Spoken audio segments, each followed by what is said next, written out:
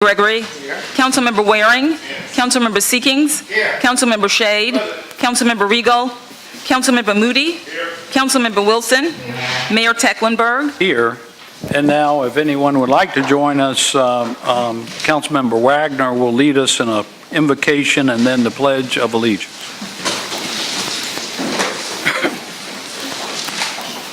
Our Father, as we begin a new year with soon-to-be new council, we ask that you bless and remain with our retiring members. Additionally, we ask that you bless and impart your wisdom on the new council members as we begin anew with the year 2018. Watch over and protect our service members here and abroad. Keep them away from harm's way. In the name we ask these things. Amen. Pledge allegiance to the flag of the United States of America and to the republic for which it stands, one nation under God, indivisible, with liberty and justice for all.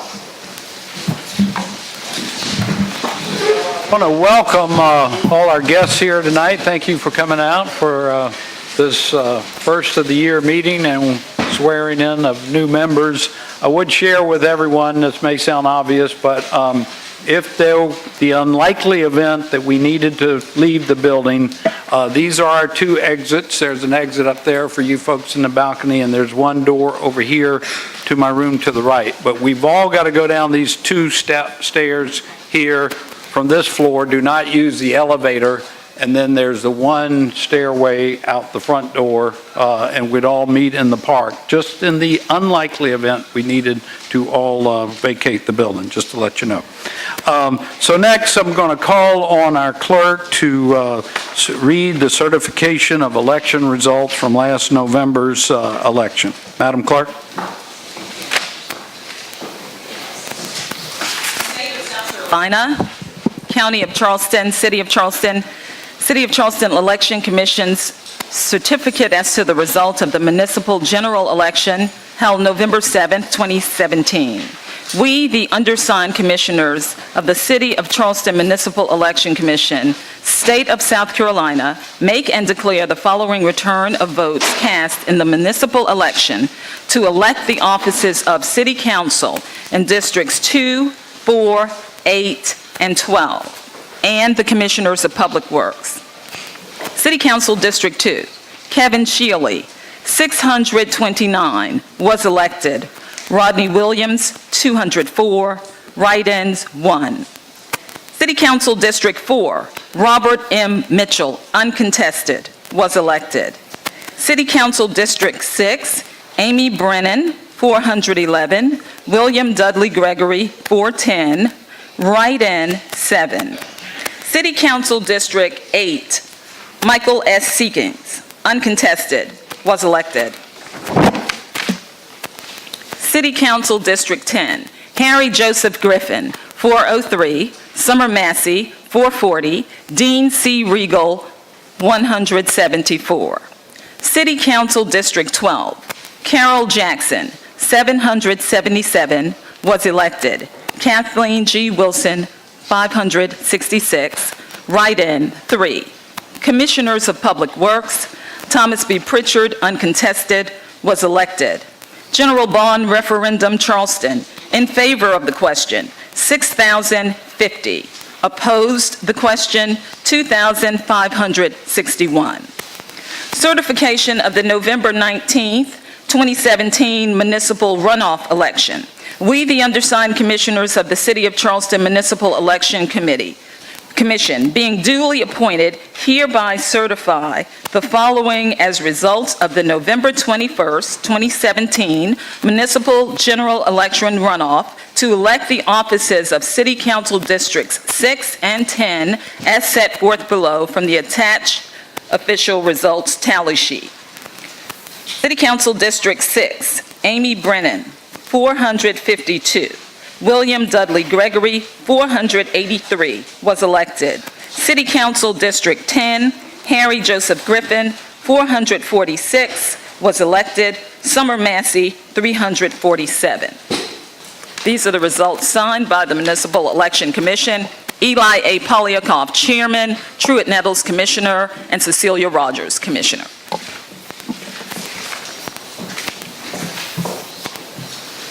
Thank you, Madam Clerk. And now, I think just prior to swearing in our re-elected and new city council members, I'd like to, at one time, recognize our departing council members and recognize their service. And in council district order, I guess, if I could ask Councilmember Rodney Williams to come forward first. Rodney has served as a council member for 4 years and chaired the Public Works Committee and been the vice chair of the Recreation Committee and a member of the License Committee. Been a pleasure over the last 2 years that I've been mayor to work with Councilmember Williams and our efforts to improve our citizens' quality of life. He's remained dedicated to this end and never shied away from confronting our area's challenges, including drainage and transportation. I want to thank Councilmember Williams for his dedication in serving on council, including his work on the History Commission, which we're going to take up some of their work tonight with the comments about the Calhoun Monument, and for his willingness to collaborate with his council members to make Charleston the best place it can be. So Rodney, we have a plaque for you commemorating your distinguished service rendered to the city of Charleston from 2014 to 2018. Yes, sir.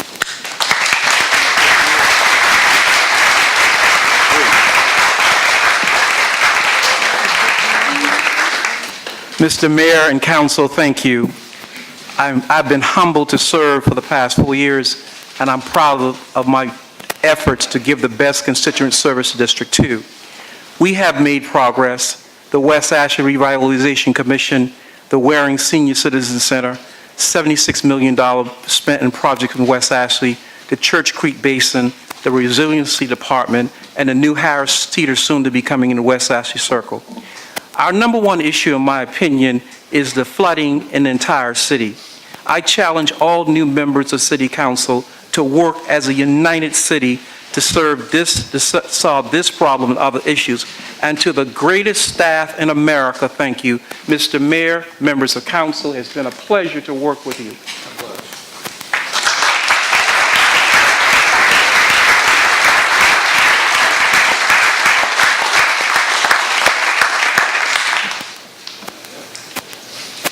Councilmember Regal, you made it just in time, sir. Welcome. There was open bars. So Councilmember Dean Regal has served on council for 8 years, representing District 10. He served as mayor pro tem in 2012, as chair of the Human Resources Committee and vice chair of the Public Works Committee, a member of Real Estate and Special Facilities. He served on the Chats Committee and the Municipal Golf Course Commission. It's been an honor to serve with Councilmember Regal for these past 2 years in our work to shape the future of West Ashley, particularly Councilmember Regal's work on the challenges that we face in the Church Creek drainage basin. So Dean, thank you for your service, your commitment to public service, and your efforts over these last 8 years to serve the quality of life of the citizens of Charleston.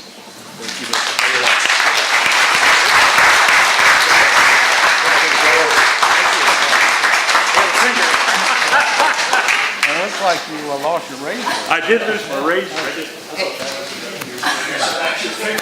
would you like to make a remark? I'll get that. No problem.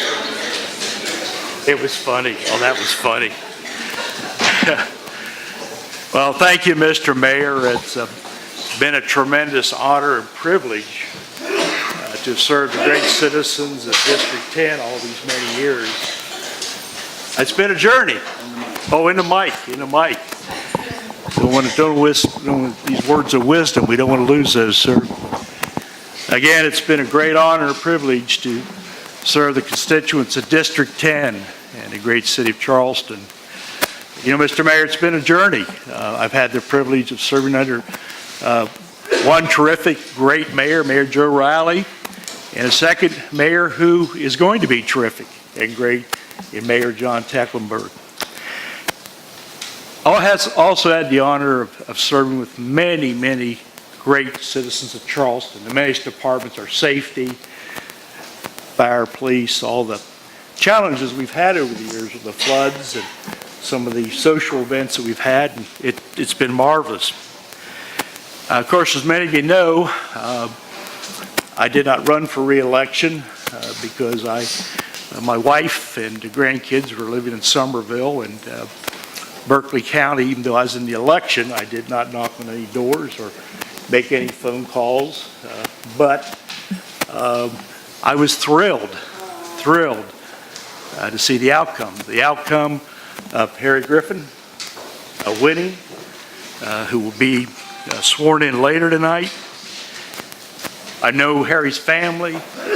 Is your grandpap here? They let him in through security. I don't know where. Oh, there he is. See, Captain Jack, Captain Harry.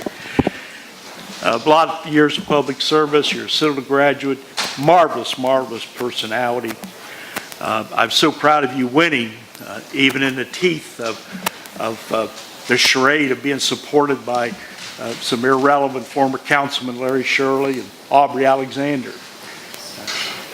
They campaigned for the lady opponent against you, and also current council member, soon to be former council member Marvin Wagner.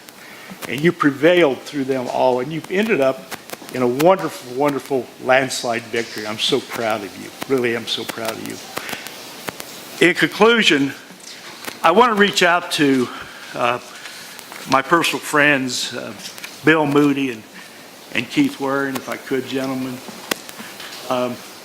Unfortunately, for whatever reasons, this was a very contentious campaign, not my campaign, but some of the other campaigns. And that's fine, that's politics.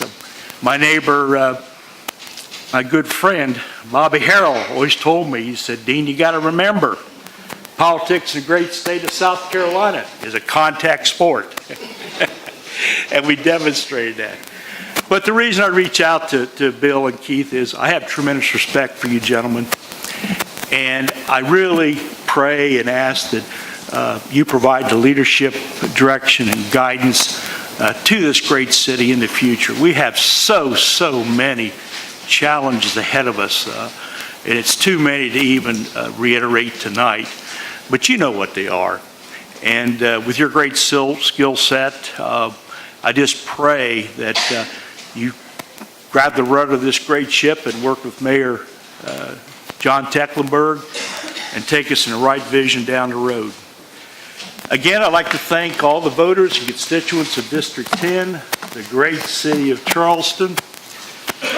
It's been a journey, as I said. It's been an opportunity to serve.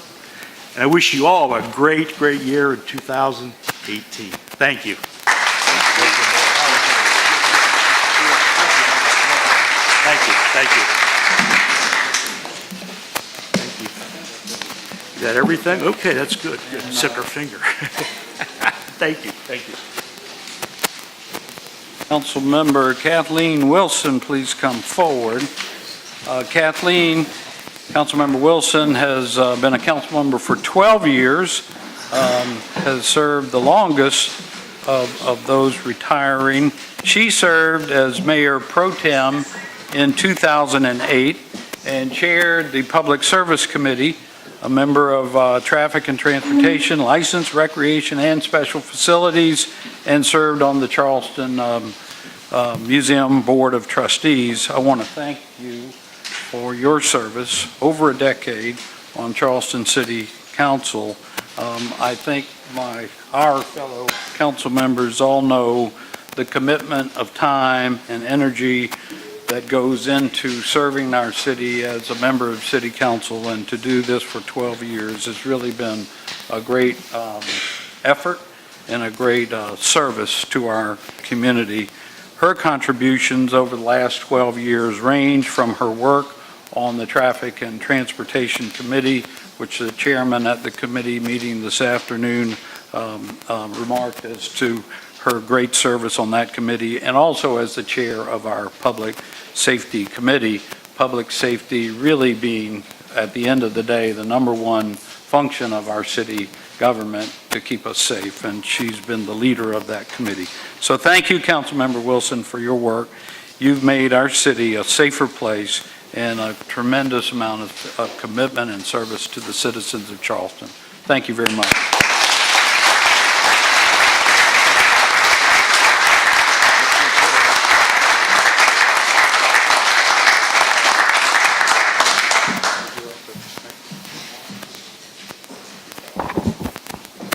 To my colleagues, thank you. I have never, ever served with such a group of gentlemen whom I absolutely adore, to a person. And with all the acrimony these days, I can say with all truth and honesty, I have never been treated better than I have by this collection of gentlemen right here. And I thank you for that. To our city staff, thank you for the guidance and the kindness shown to me for many years. I put a few of you through the ringer from time to time. Sorry, Lori,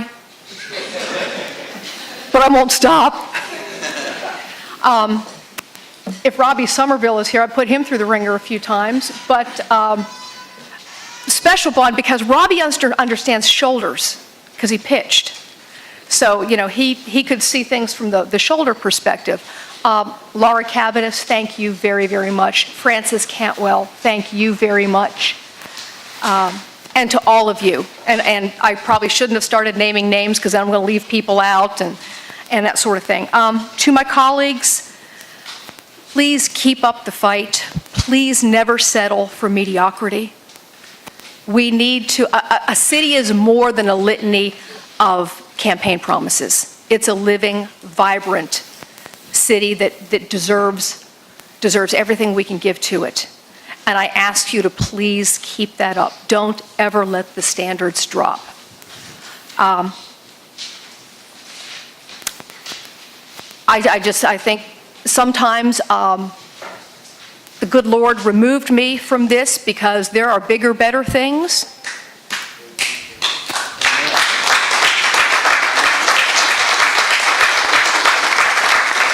And he said, Kathleen, it's time for you to move up in the world. So that's how I look at this. I'm a resilient person. I swim with sharks. Literally, and you know, you all remember the story when I was in New Zealand swimming the Cook Strait. I said this coming in, and I was not being glib. I said, I will swim until I finish or I'm unconscious. And I had no idea that I would be that far from unconscious. I mean, I was dying when they pulled me out of the water. And apparently, I have no memory, apparently I was still fighting them, saying that I could swim and they had to plot as to how to catch me and reel me in. So I'm a fighter, it's my nature, and I'm a straight shooter, it's my nature. But again, I want to thank all of you for the kindness and the companionship and the great decision and the great debates and everything that you have done for me. Thank you.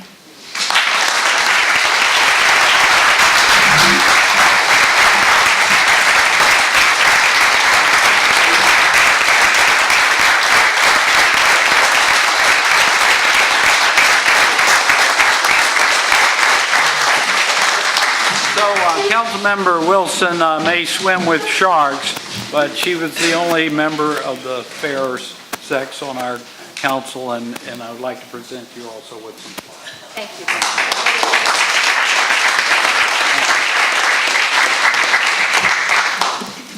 Now, if I could ask our newly elected members of council and those who are returning, there should be 6 of you. Please come forward.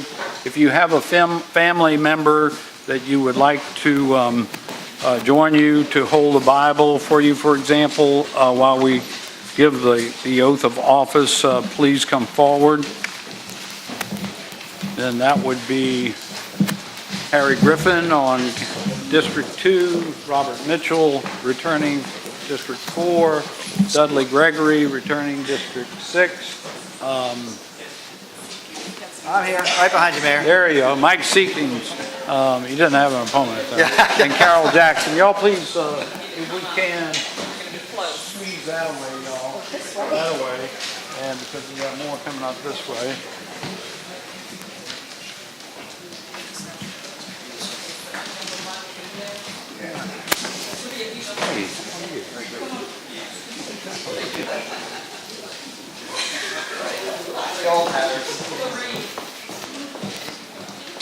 Sheely?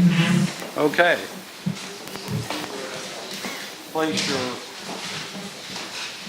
right hand and place your other hand on the Bible and repeat after me. I do solemnly swear that I am duly qualified, I do solemnly swear that I am duly qualified, according to the Constitution of this state, according to the Constitution of this state, to exercise the duty of the office to which I have been appointed, to exercise the duty of the office to which I have been appointed, and that I will, to the best of my ability, and that I will, to the best of my ability, discharge the duties thereof, discharge the duties thereof, and preserve, protect, and defend the Constitution of this state and of the United States. Preserve, protect, and defend the me break that one United up? States. As council member of the municipality of Charleston, as council member of the municipality of Charleston, I will equally, fairly, and impartially, I will equally, fairly, and impartially, to the best of my ability and skill, to the best of my ability and skill, exercise the trust reposed in me, exercise the trust reposed in me, and I will use my best endeavors and I will use my best endeavors to preserve the peace to preserve the peace and carry into effect according to law and carry into effect according to law the purposes for which I have been elected. the purposes for which I have been elected. So help me God. So help me God. Congratulations.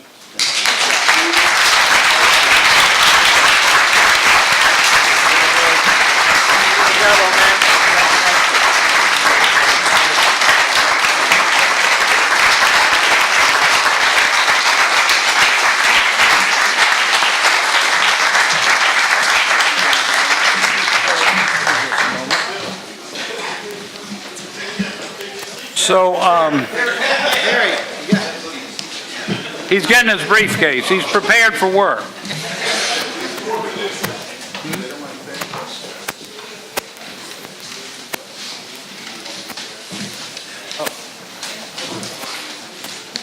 Okay, would any, I guess we'll go.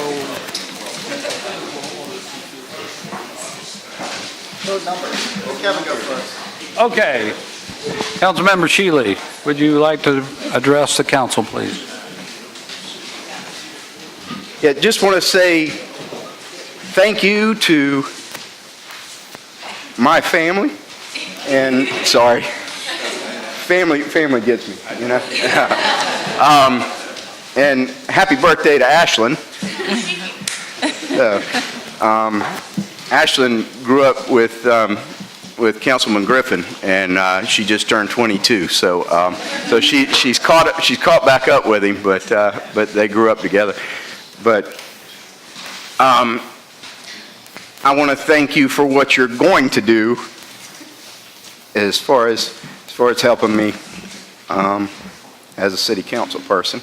I want to thank the city of Charleston, everybody who has been so welcoming to me, the mayor, all of these council people, and all of the city employees that have been so welcoming to me and helping us get up to speed, helping me get up to speed, and I look forward to continuing to get up to speed on what's going on. And several people have helped me along the way so far, and I really appreciate that. And I appreciate the work of our council members who are exiting now. Appreciate the dedication and the work that they've put in, and I can promise you integrity and transparency, and that I'll work very hard and I'm ready to get to work. Thank you.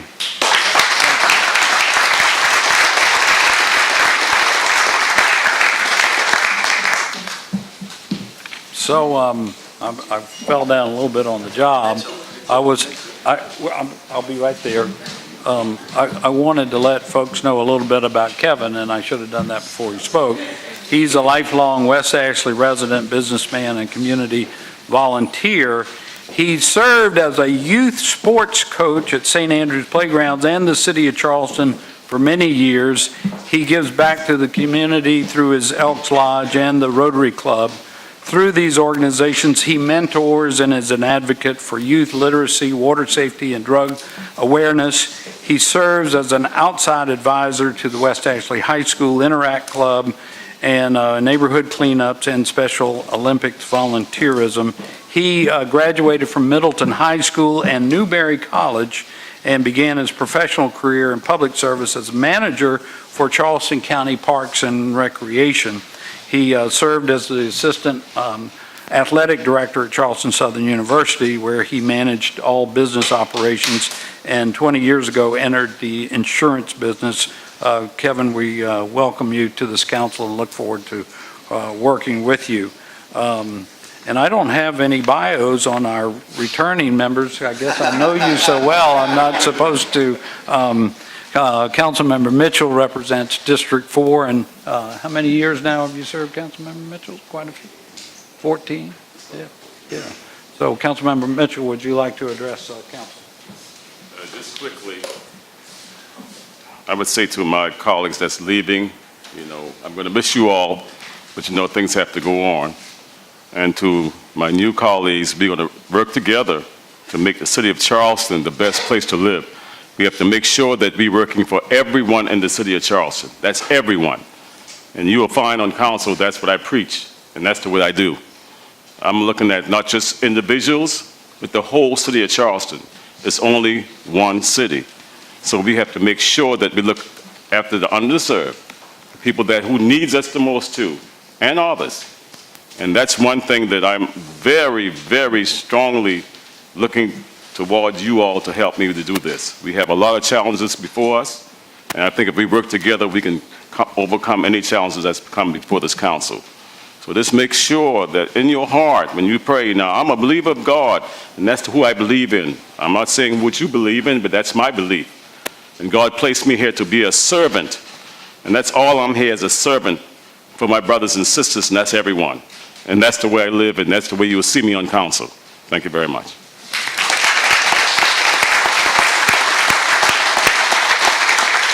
Councilmember Dudley Gregory is a native of Charleston, had an exemplary career with the United States government, working with the Housing and Urban Development Department, and has moved back to Charleston and is now beginning his third term on City Council. Councilmember Gregory.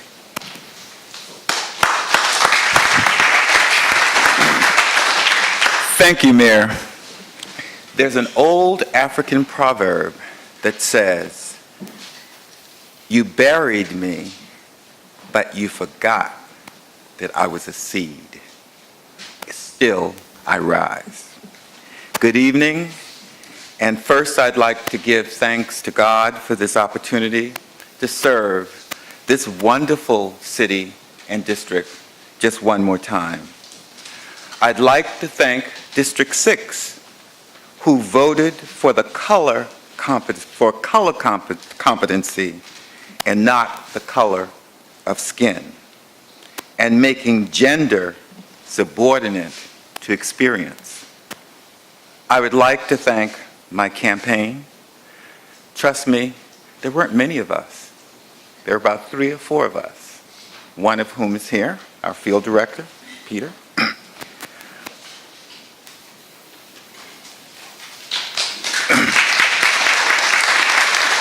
The others, one is vacationing in Ecuador, and the others are not here with us.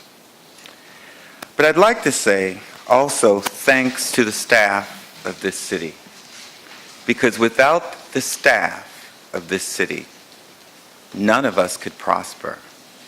I don't think they get the due and respect that they are worth.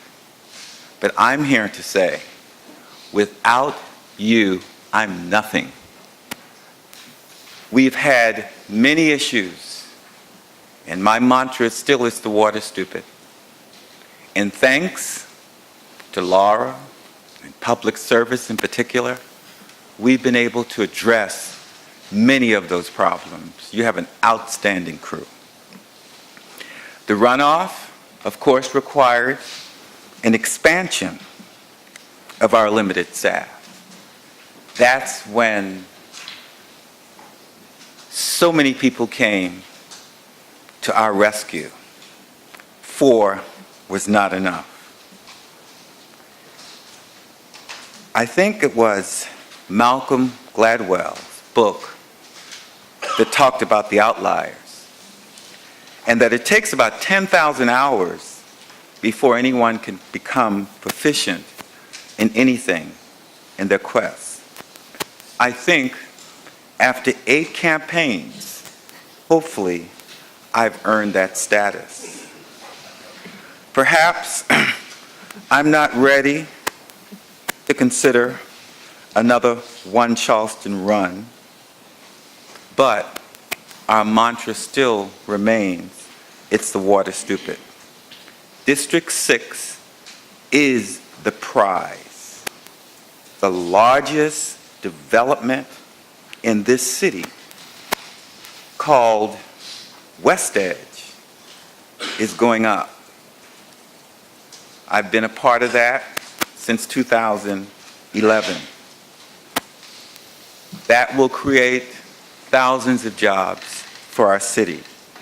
Of course, with the help of Councilman Moody and Councilman Wilson, we've been able to do some pretty significant things on James Island.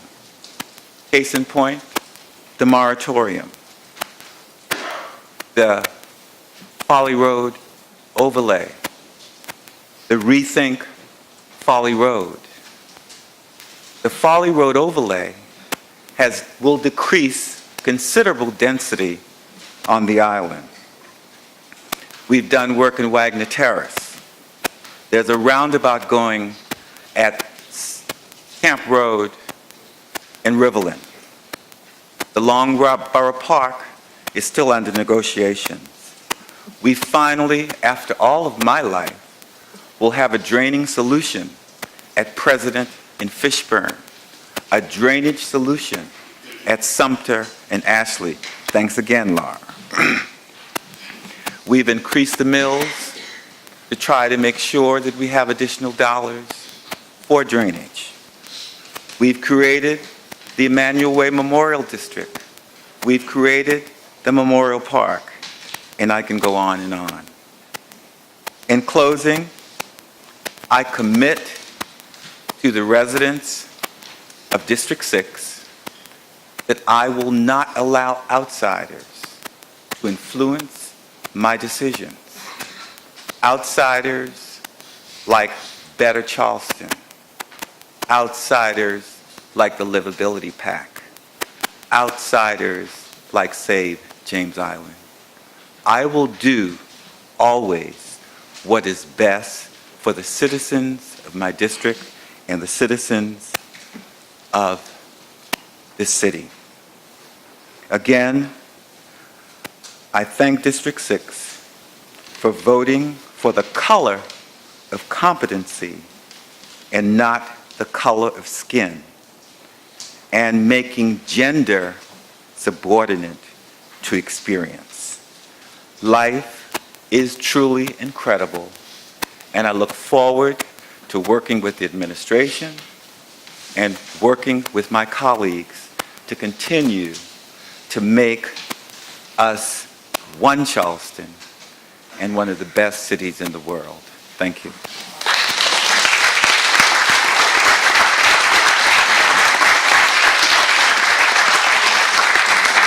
Next is our new council member for District 10, Harry Griffin. He's a rising leader in Charleston's maritime industry and a graduate of the Citadel. He handles logistics and distribution for Neal Brothers. Through his experience, Harry understands the importance of a strong Charleston economy and the chain effect of jobs. He gets it that we want to be encouraging for a vibrant Charleston economy. As someone who grew up in City Council District 10, Shadow Moss, Harry recognizes the need for the city to prioritize drainage and road improvements. Those should be the city's priorities. Harry is driven by a work ethic instilled by his family and by the Citadel, his alma mater. The lessons and values he learned there will be brought to City Council. Harry Griffin.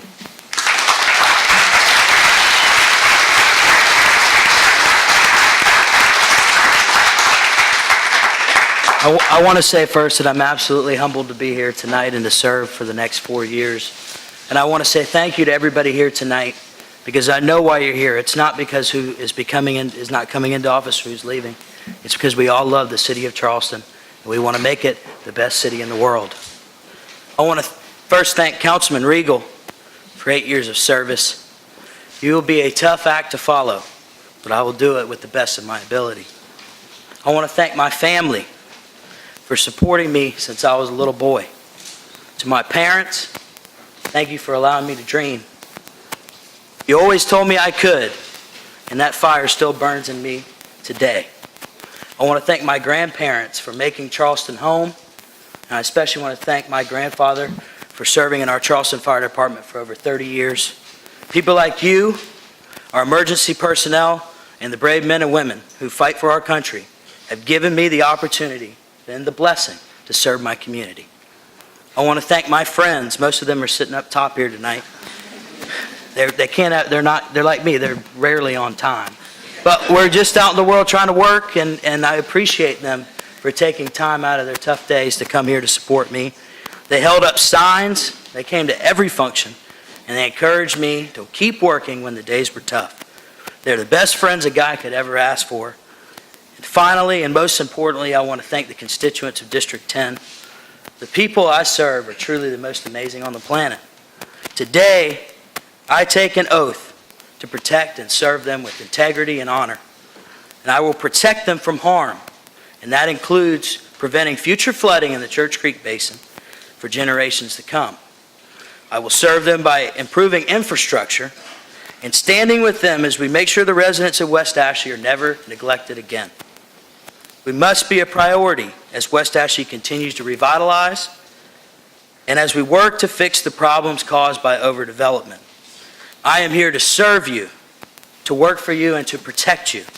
Never again will we be forgotten or left behind. Thank you, and may God bless Charleston.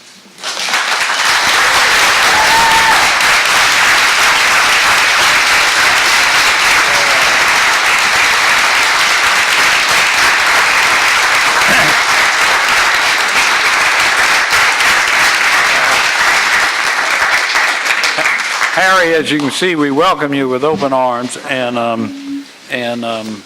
your colleagues and myself, I certainly feel like we're all young in heart and spirit, but it is refreshing to have a young new voice and face on council, and I don't think Laura will mind me telling this story. We were at department head meeting this morning, and we were making mention of city council meeting tonight and new council members coming in. He said, well, council member Griffin called me the other day and asked me if I knew a fellow named Sam Cabanis. And of course I responded, yes, that's my son. And council member Griffin said, we were in high school together. So you're already, but remember, we're young at heart, okay? So next is Carol Jackson, who's newly elected to District 12. She's a former nonprofit executive who served with the National Trust for Historic Preservation for over 15 years. She currently serves on the board of directors of the Palmetto Community Land Trust and on Revolving Loan Fund Committee for Historic Charleston Foundation. So she's already very involved with affordable housing issues and matters. She's committed to using the full range of her skills and expertise to protect the quality of life for James Islanders and for citizens of our city. From her years with the National Trust for Historic Preservation to her work with the Anglican Church, Carol has spent her life preserving and protecting the things that make communities like Charleston special. I give you our new council member for District 12, Carol Jackson.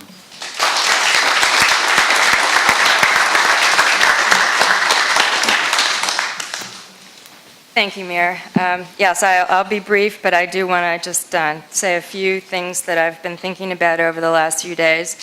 I first of all want to thank God who created me, and his son who redeems me, and my husband who encourages me, and my kids who like me, and my friends who support me, and a lot of my friends who campaigned for me on James Island. They all wanted to be here tonight, and I released them to things that were more important for the long term. There's an advocacy training that the League of Women Voters is hosting tonight. There's a political meeting that's going to talk about raising up local leaders and partners on James Island. So I want to thank all those people who supported me just so dedicatedly through the long campaign of the privilege that it was to run for this office. I understand that I have a big responsibility and a steep learning curve, and I'm respectful of all that I don't know and grateful for the city staff, many of whom have been named here tonight. I'm finding out that in the nooks and crannies of the staff offices, there are people who just bend over backwards at every opportunity to give us an answer or tell us something before you even think to answer it. So I intend to mind that territory as often and as eagerly as I have the opportunity. I'm also grateful for all the residents who have amazingly good ideas and an investment in our community across the city, as Mr. Mitchell says. I think it's sort of the benefit and the curse of having a district to represent, that we are dedicated to the people who put us here, but we also have to see across the lines that are just literally on paper and not really dividing anything in Charleston. We are a region that has a lot more to unite us than to divide us, and I'm looking forward to making that true on James Island, which even has the jurisdictional challenges of not being 100% city territory, as you all know. The town of James Island and the county are very much active in serving citizens on James Island. So we have a lot to do that can put the proof in the pudding to be united and to be growing Charleston in ways that are quality, not necessarily quantity, but quality for the future. I know that I am truly the newbie on council. Even I learned yesterday that Harry and Kevin have roots and have lived all over the city in similar places, and even their grandmothers go back to the Beaufane Street neighborhood that they shared. So I don't have that. So I was trying to think on how I could distinguish myself and really say what's in my heart about why I decided to run for this office. So I think what I would like to distinguish myself for in representing James Island and truly all the city residents, as I start out, that I am one of many intentional citizens who have chosen to invest our time, talents, and treasures in Charleston for all of the attributes of this region that are drawing so many of us here. So we get to choose Charleston. Charleston chose a lot of you to be born here and to put your roots down here. But the people like me and my family and a lot of our friends are coming to Charleston because you are an amazing city that we want to contribute to with our own time and talents. So I am just the point of that spear. I'm one voice, but I do intend to represent people who are intentional citizens of Charleston. I don't have a long history, but I do have the excitement, hope, and dedication to contribute to our new home. And that's why I'm here, to do my very best to represent our community every day that I'm in office. I want to give a special thank you to Kathleen Wilson for all of her longstanding and dedicated work. I met many of her supporters as I was going around James Island, getting acquainted with everything that was going on, and then in the more intense campaigning through the neighborhoods. I want to thank her and salute her for building a strong and solid female foundation for this city. And I intend to be very respectful of the big shoes that she's leaving for me to fill. So thank you very much.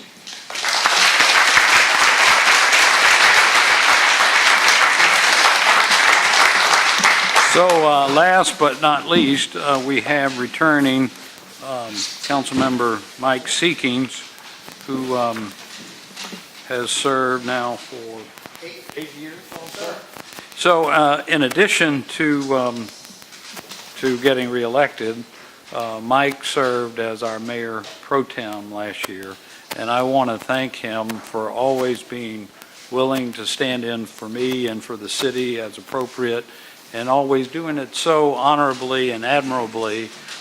He's a man of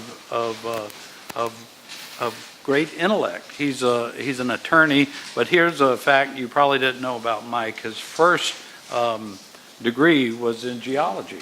And so later tonight, when we talk about offshore drilling, we actually have an expert in the house on that as well. So Mike, I have a presentation to you separately in appreciation for your service as mayor pro tem in 2017. Thank you so much.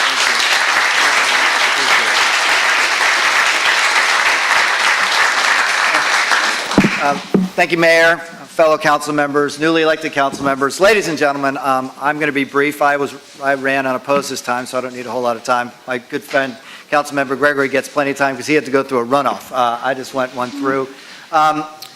Mayor, I will tell you, when I was growing up, I didn't get to watch a lot of TV, but every now and then I watched it, and there was a commercial on TV, and you may remember it, for Maytag appliances. And who was the loneliest man in the world? Was the Maytag repairman. Well, let me tell you, being the mayor pro tem in some ways is the loneliest job in America, because freaking Mayor Tecklenburg goes to everything. He goes to everything. Now, he did let me out of the cage a few times, and I got to do some really fun stuff, and being mayor pro tem, let me tell you, is a really fun job. It's like when your grandchildren come visit you, you get to send them home. I don't have to go back to the mayor's office, I get to go home. So I got to go on a battleship, and I got to meet people from all over the world, and one of the fun things about this job, Mayor, and you see it every day, is we know how we see ourselves, but to see how people who come here see us. And that is really a fascinating position to be in. And so, Mayor, thank you for giving me the opportunity for the last year to be a representative of the city, notwithstanding the fact you didn't let me do it very much, and to see how the world views us. Very briefly, I want to thank Council Members Wilson, Williams, and Regal for their hard work and public service. For the families of the newly elected officials that are in here, let me just tell you, this is not an easy job. It seems easy. The pay is certainly high. The hours are short and the rewards are great. We get a lot of emails that say thank you, so thank you. It's a hard job, and while we don't always agree, we come together for many hours in these chambers, so thank you all so much. For the newly elected members, and particularly for their families, and particularly for the Griffin and Shealy families, who apparently you could elect people to anything. You got plenty of you here. It's a tough job, so be there behind them, and I've got each one of you, newly elected officials, a gift. I know you've been waiting for a gift through this hard campaign season, so I got each one of you the Bible of what you're going to need to read and understand to show you how exciting a job this is. This is a book called Tax Increment Financing by the American Bar Association. So for Councilmember Griffin, Jackson, and Shealy, I've got you a copy. Please read it, because we're going to talk much more about that than the fun stuff that we've talked about tonight. Thank you to the people in my district, District 8, for a couple things. One, and I see a few of you here tonight, first off, thank you for none of you for running against me. You might have noticed that this year, not just in the city of Charleston, but around the Low Country, was a tough year to be an incumbent running for re-election. There are very few of us still standing. I want to congratulate Councilmember Gregory, and here we are. So thank you, and also for allowing me to serve. This is an incredible city. No matter how you got here and where you're going, it's an incredible city for those who are here for 72 hours, 72 years, or a lifetime. And to be a part of it, to be part of the fabric of it, to address the issues that we're going to address as one city, and we are one city: flooding, transportation, cohesiveness, public safety. So important that we all do it together, and it's an honor to be part of it. So, Mayor, when I thought about running for re-election, all those issues were on my mind. Flooding, for sure, transportation, public safety. But there was one that was on my mind and continues to be on my mind, perhaps not as important, but very weighty, and that is in 2018. And I wanted to get reelected for this. In 2018, Lori and Janie is to bring home the Dragon Boat Trophy for the city of Charleston in 2018. So thank you all so much, Mayor. Thank you. I appreciate it.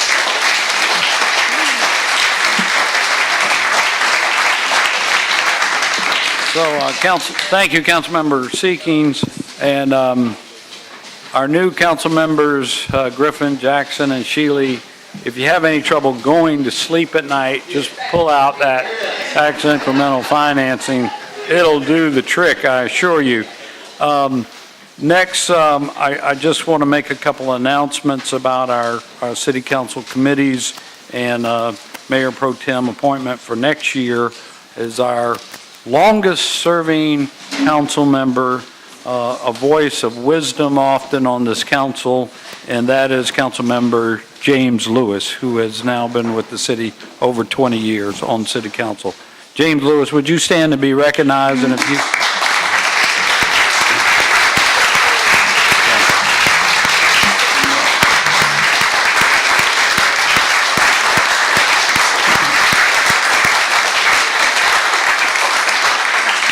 So, Councilmember Lewis, Mayor Pro Tem Lewis, I look forward to working with you, and I'll take to heart the comments of Councilmember Seekings and try to not show up at as many events so that you'll have more opportunities. I did want to mention to council that the last committee is not a formal committee at this point. We haven't had an ordinance authorizing it. It's ad hoc or advisory committee, but we've been talking about the need for a budget committee to begin early in the process to help review the city's budget as soon as that process starts. And so what I thought might be appropriate is to have the chairs of various committees, including Ways and Means and the former Ways and Means chairman, along with Human Resources, Public Safety, and the Audit Committee to participate in a budget committee that would help advise myself and the city through the budget process. And once again, I do want to thank council for your participation in the budget process this past year. I know it was tight and tough, but it really helped me a lot that council stepped up to the plate and participated as you did. Councilmember Seeking. Just one item of business, Mr. Mayor. I think for the Mayor Pro Tem that actually we need a motion, a second, and a vote on it. So I would move Councilmember Lewis as the Mayor Pro Tem. We have a motion and a second to approve Councilmember Lewis's becoming our Mayor Pro Tem. Any discussion?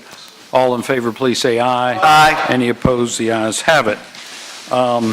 Lastly, I have a proclamation recognizing Immaculée Ilibagiza, the Hope and Healing Day in the city of Charleston, which will be next February. And I see Father West arriving. If y'all would please come forward and join me on the podium. And I'd like to also ask if Councilmember Gary White would join us, and Councilmember Gregory, who's a member of Mother Emanuel Church. Welcome. Thank you.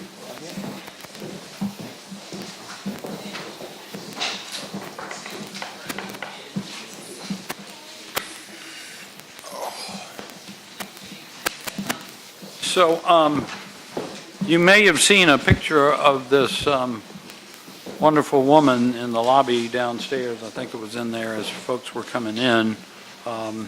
Her name is Immaculée, and we are really blessed, the Charleston community, that Immaculée is going to be joining us on Daniel Island on February 2nd. And so this proclamation will give you a little story about her and her visit here.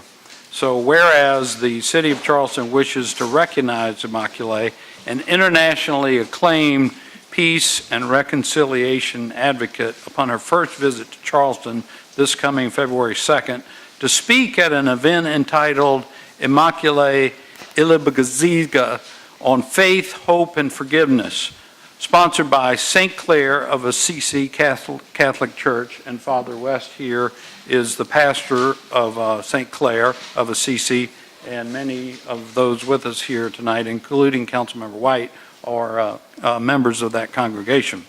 Whereas Immaculée is a survivor of the 1994 Rwandan genocide that took the lives of nearly 1 million men, women, and children, including her entire family except for one brother. Whereas Immaculée found shelter at a pastor's home where she and 7 other women hid from a deadly mob in a 3-by-4-foot bathroom, a room about the size of this table here, for 91 days. During those 91 days of suffering, she found her faith, taught herself English, and most incredibly committed herself to a life of peace, hope, and forgiveness, even for those who had murdered her family. So after the genocide, Immaculée came face to face with the man who had killed her mother and her brothers.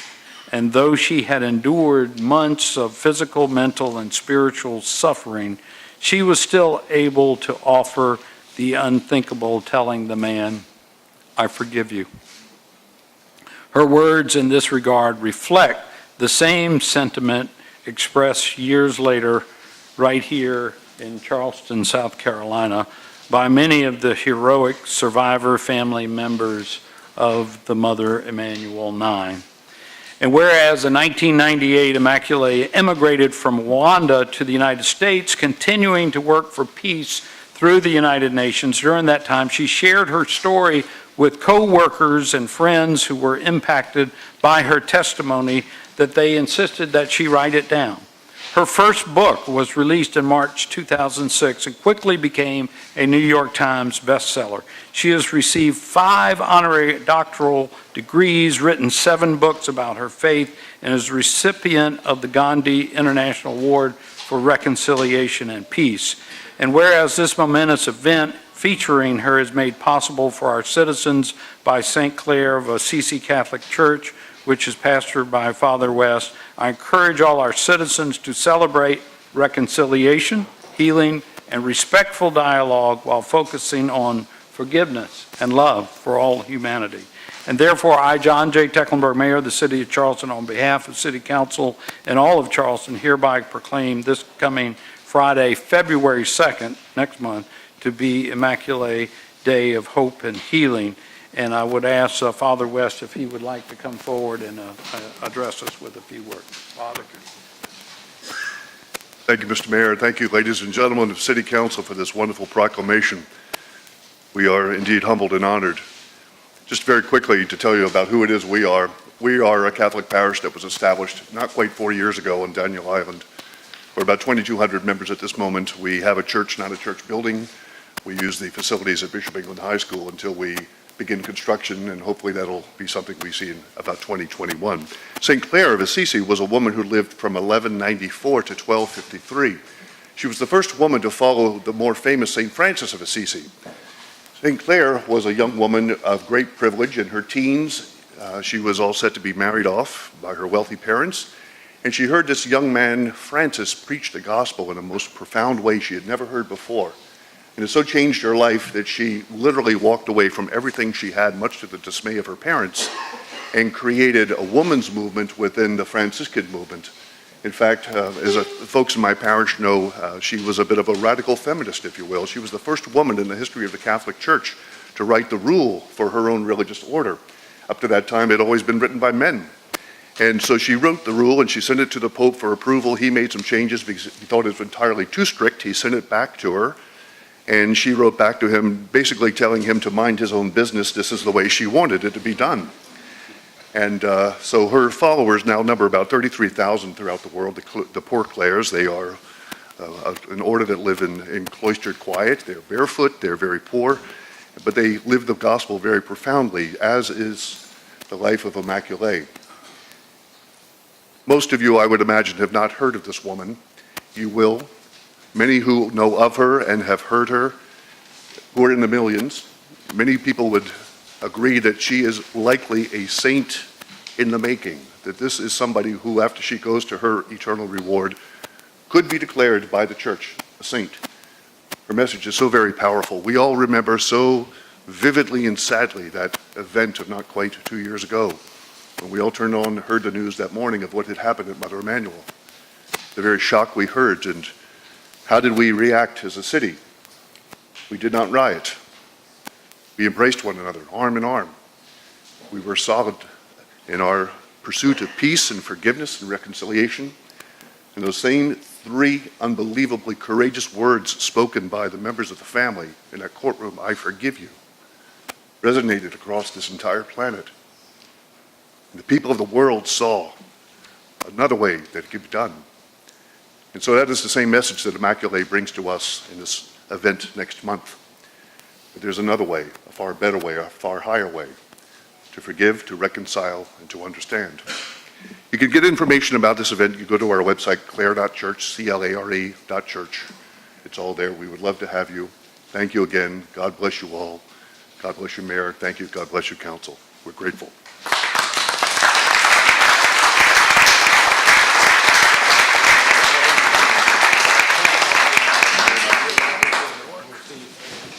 Father, Yes, sir. here's a proclamation for you. Thank you. That's not bad in 4 years to go to 2,200 members of your congregation. Pretty huh? good. Wow, pretty strong. Okay.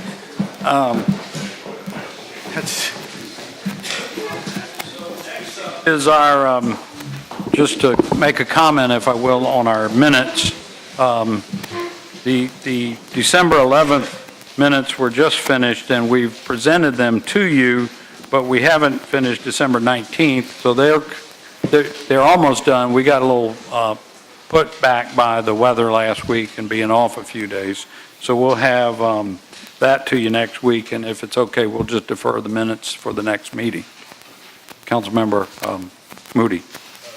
Mayor, I was going to suggest we do that. I would also ask the clerk, if you would, to electronically send the real estate, the Ways and Means, and these, when you send them all, do them all electronically if you would. I don't have to copy all this stuff. Okay, thank you. And so next is our citizens' participation period. We have signed up, so I'm going to say that we have 2 minutes apiece for your presentation. We had some discussion at our last council meeting about remaining decorum in this council chambers. We follow Robert's Rules of Order, and we also have our own council rules about being respectful and no profanity, and please don't, have any kind of inflammatory remarks when you address the council. Thank you very much. How many minutes? 2. Okay. All right, first we have Muhammad Idris, Arthur Lawrence, and Anthony Bryant.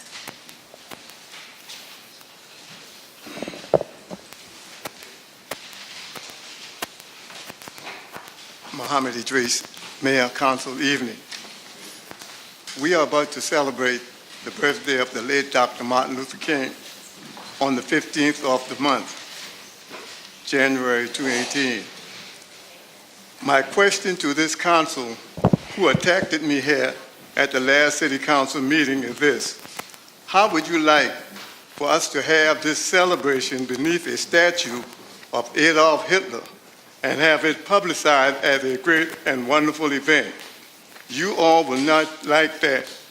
You all would raise so much hell that the flames would reach Jupiter.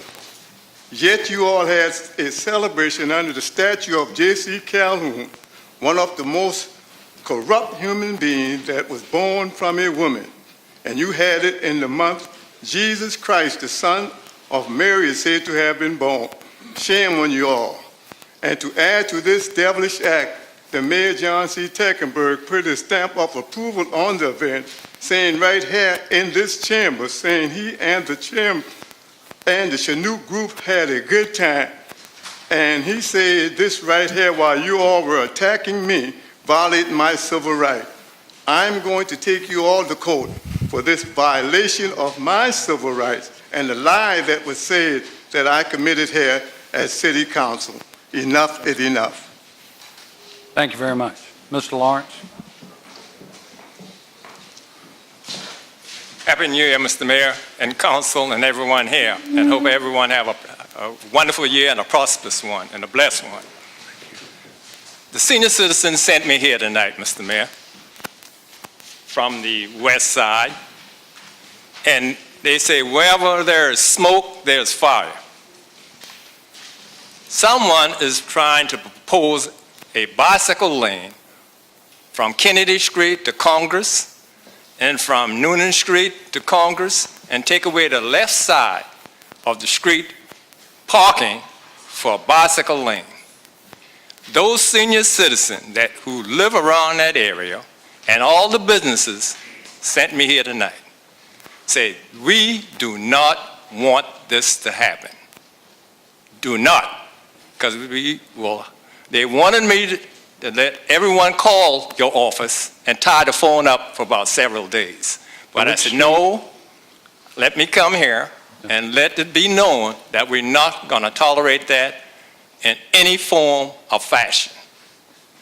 Now, the second thing we're going to start the year off right is a young man named Tyrone that worked for the city.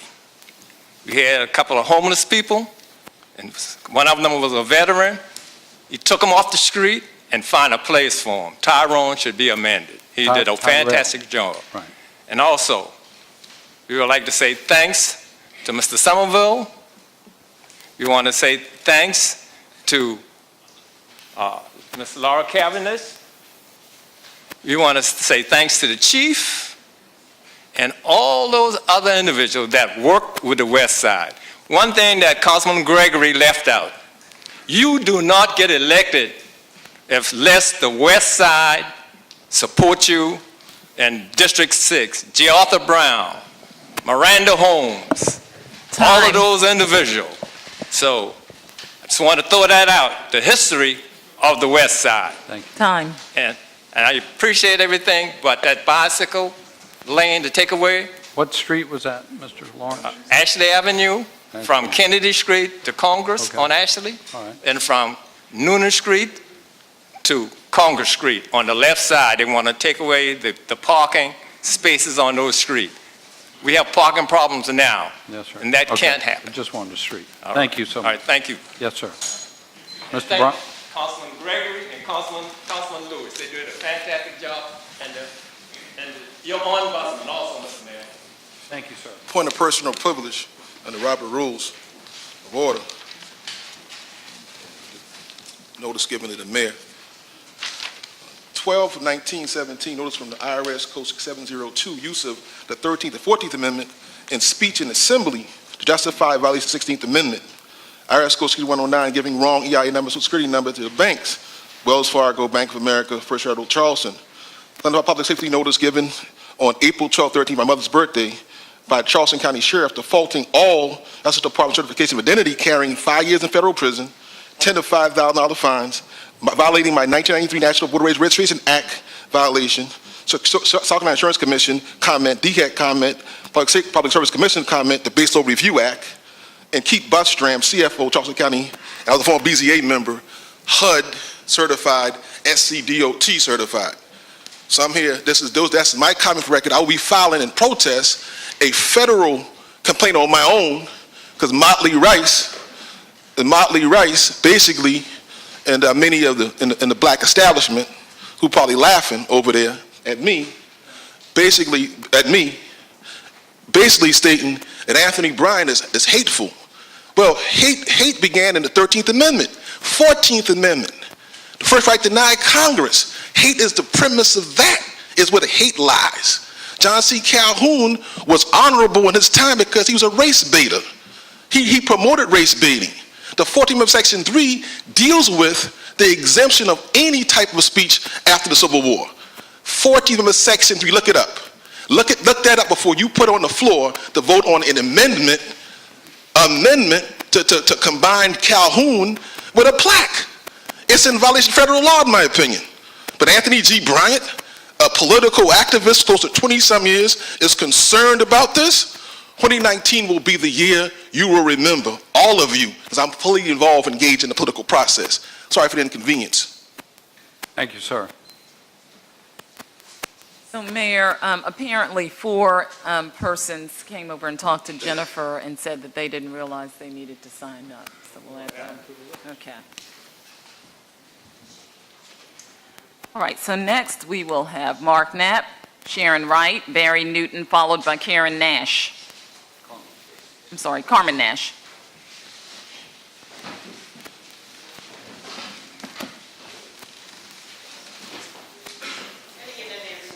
Mr. Knapp is next. Yeah, they got me. They love me. Good evening, folks. It's glad to see some new faces on council.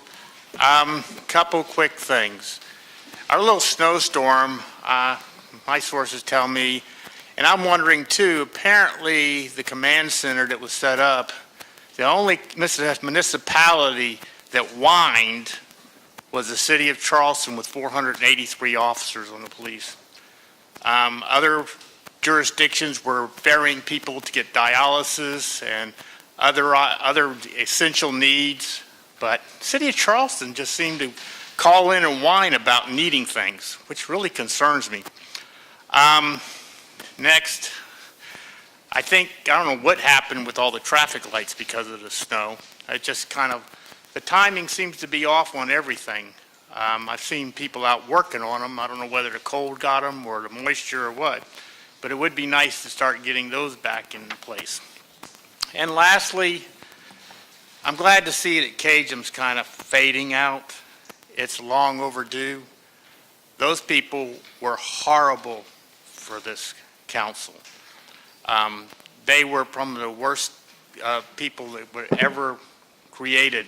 I mean, I've seen... Mr. Knapp, I'm going to ask you just to address issues and not speak about other individuals and I'm not, they're just Cajun people. Be respectful. I know that they were after the police department, and I can tell you, I know for a fact the police department has no problems with racism. It is probably, if not the #1 police department in the country, probably in the world when it comes to that sort of thing. So for that, I thank the chief. He does a very good job. And for you new council members, watch your back. I catch people and I get them.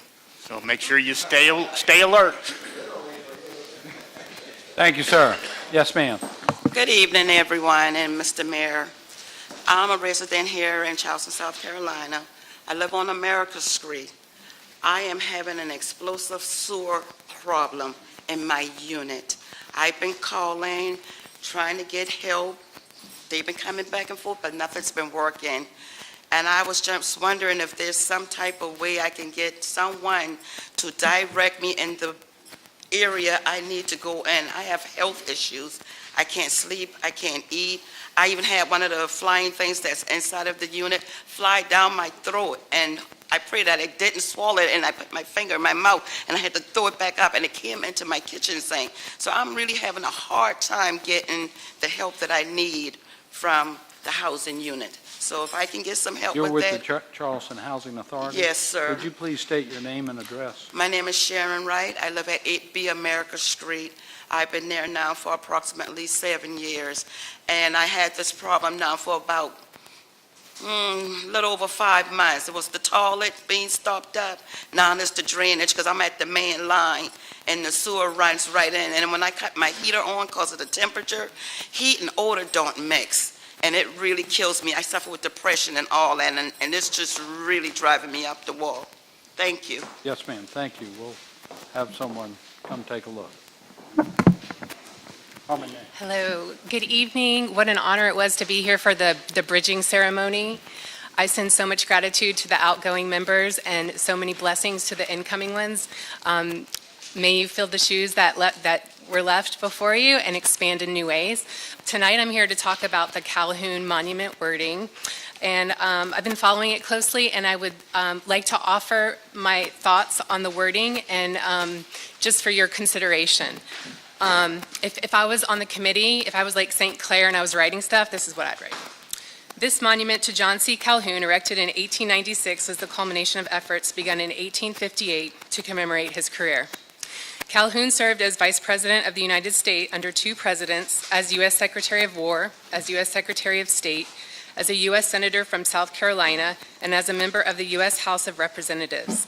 As a political theorist, he authored 2 important works on the U.S. Constitution and federal government.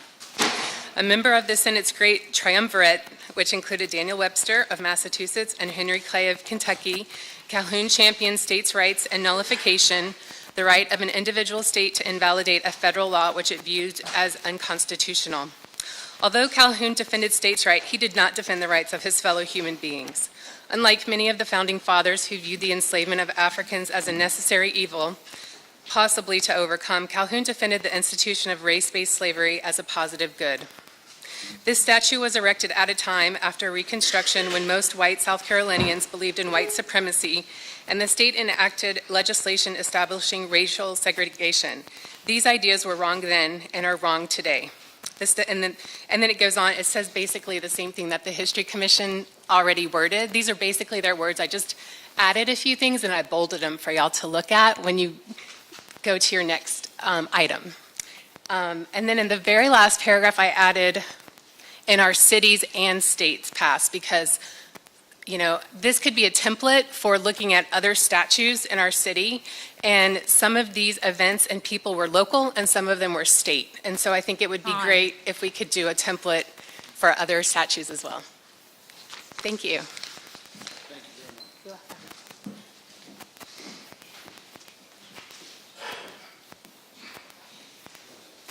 Barry. Barry Newton.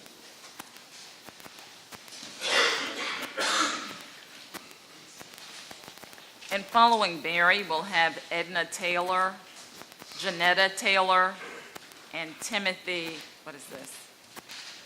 Sparks? Timothy? John Donald?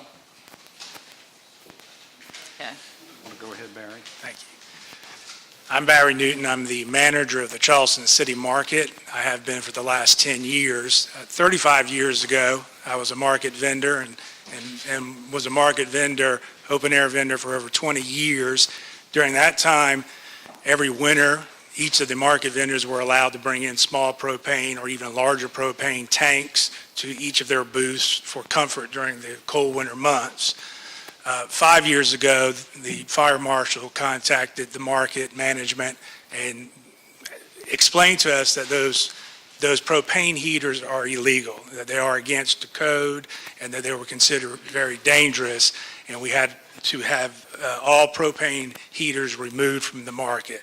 So the vendors for the last 5 winters have not been able to bring individual heaters into their booths during the cold winter months.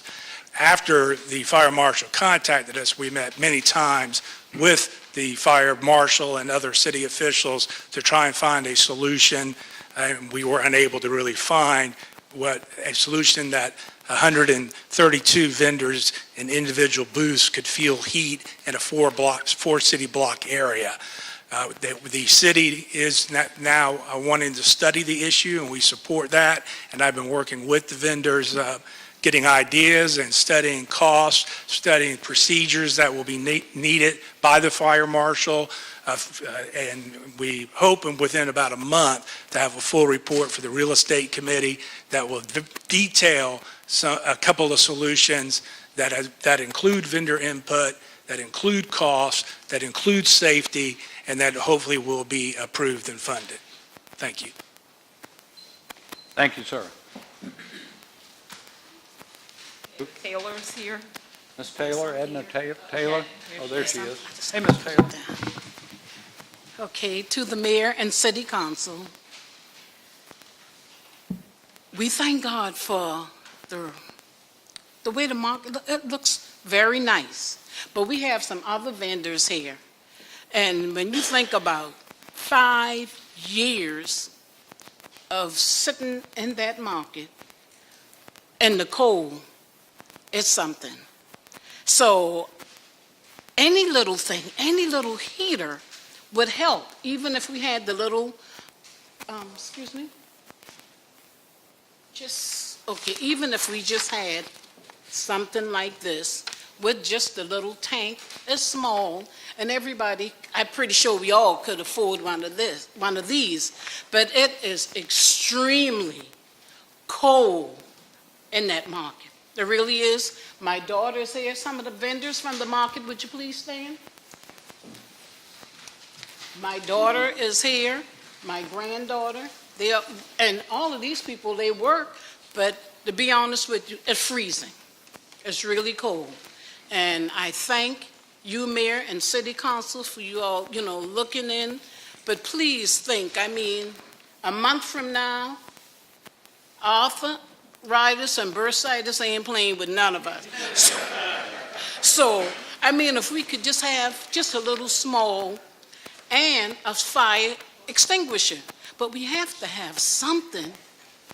5 years is a long time.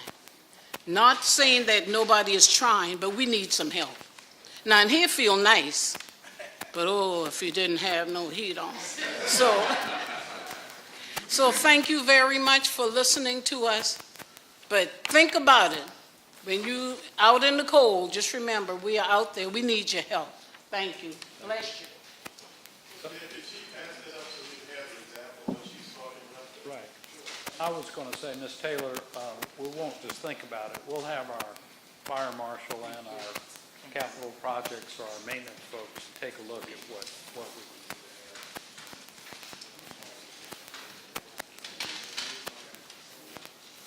do. Okay, so Johnzetta Taylor, and there's a Benia Taylor.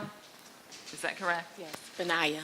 Benaya Taylor. And then there's a Timothy. Is that you? Yes. Okay. Good afternoon, Mayor, City Council members, everyone here. I'm addressing the same situation as my mother. She can't work as much anymore, but I'm there. I've been there since 1971 at 4 years old, and from the time I have been there, we've had some type of heat until the past few years, and it's really hard working out there with no heat at all. And I know Mr. Barry said they're working on it, but in the meantime, we do need some help. The heat is getting really bad, and it's hard to work out there. And I tried to work as much as I can. I cannot afford to not work in the winter because I still have a family to take care of. So we're just asking for your help.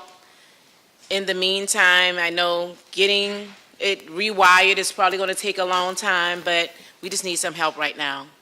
And we appreciate everything. Thank you so much. Thank you, Mr. Mayor and members of the council. I'm Timothy Squire from Johns Island. I want to encourage you all to carefully consider the practices of overdevelopment that have created the flooding that we've been having to deal with so severely in recent months.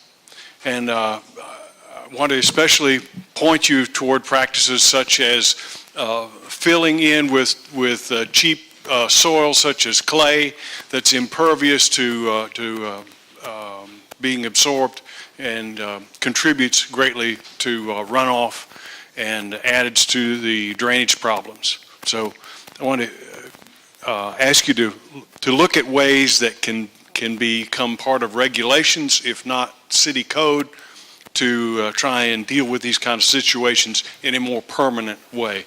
I appreciate the efforts that have been done at things like moratoriums, but that only pushes the problem a little bit further down on the calendar, but it's still going to rise up and flood in your lap again. So I encourage you to deal with things in a more permanent way. Also, I want to ask you to consider things such as connectivity in development. People seem like they're thrilled when there are neighborhoods that connect to each other. Why isn't that already part of code? Why isn't, when land is being developed, that, for instance, with every 1,000 feet, there's some sort of connection between one neighborhood and another? Thank you very much. Thank you very much, Mr. Squire.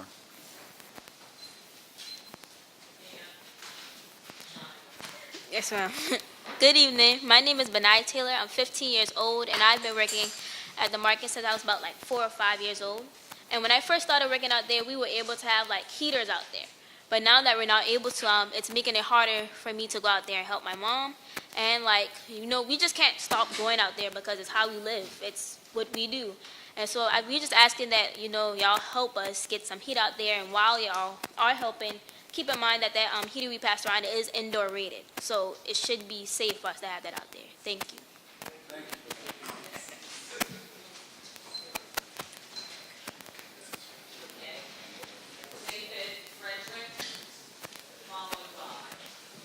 Hello, good evening, Honorable Mayor and City Council. I just wanted to reiterate that I've been a merchant in the city market for a number of years, since 1985, and I would appreciate anything you could do to help us solve this heating issue. Thank you very much.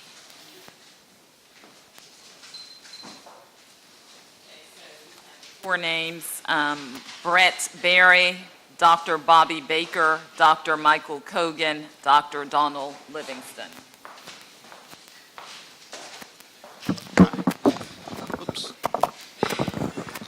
Good evening, Mr. Mayor, ladies and gentlemen of the council.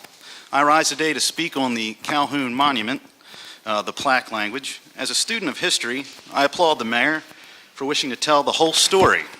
Let us continue to share our history, but leave the opinion making up to the individual. The Calhoun plaque should not be a pro-Calhoun statement nor an anti-Calhoun statement. It should be an historical statement. This plaque cannot be about the varying viewpoints on Calhoun due to length restrictions, and it cannot present a singular viewpoint, as that would constitute historical malpractice. Therefore, it must follow in the fashion of the plaques that exist throughout the city and in historical cities across the nation.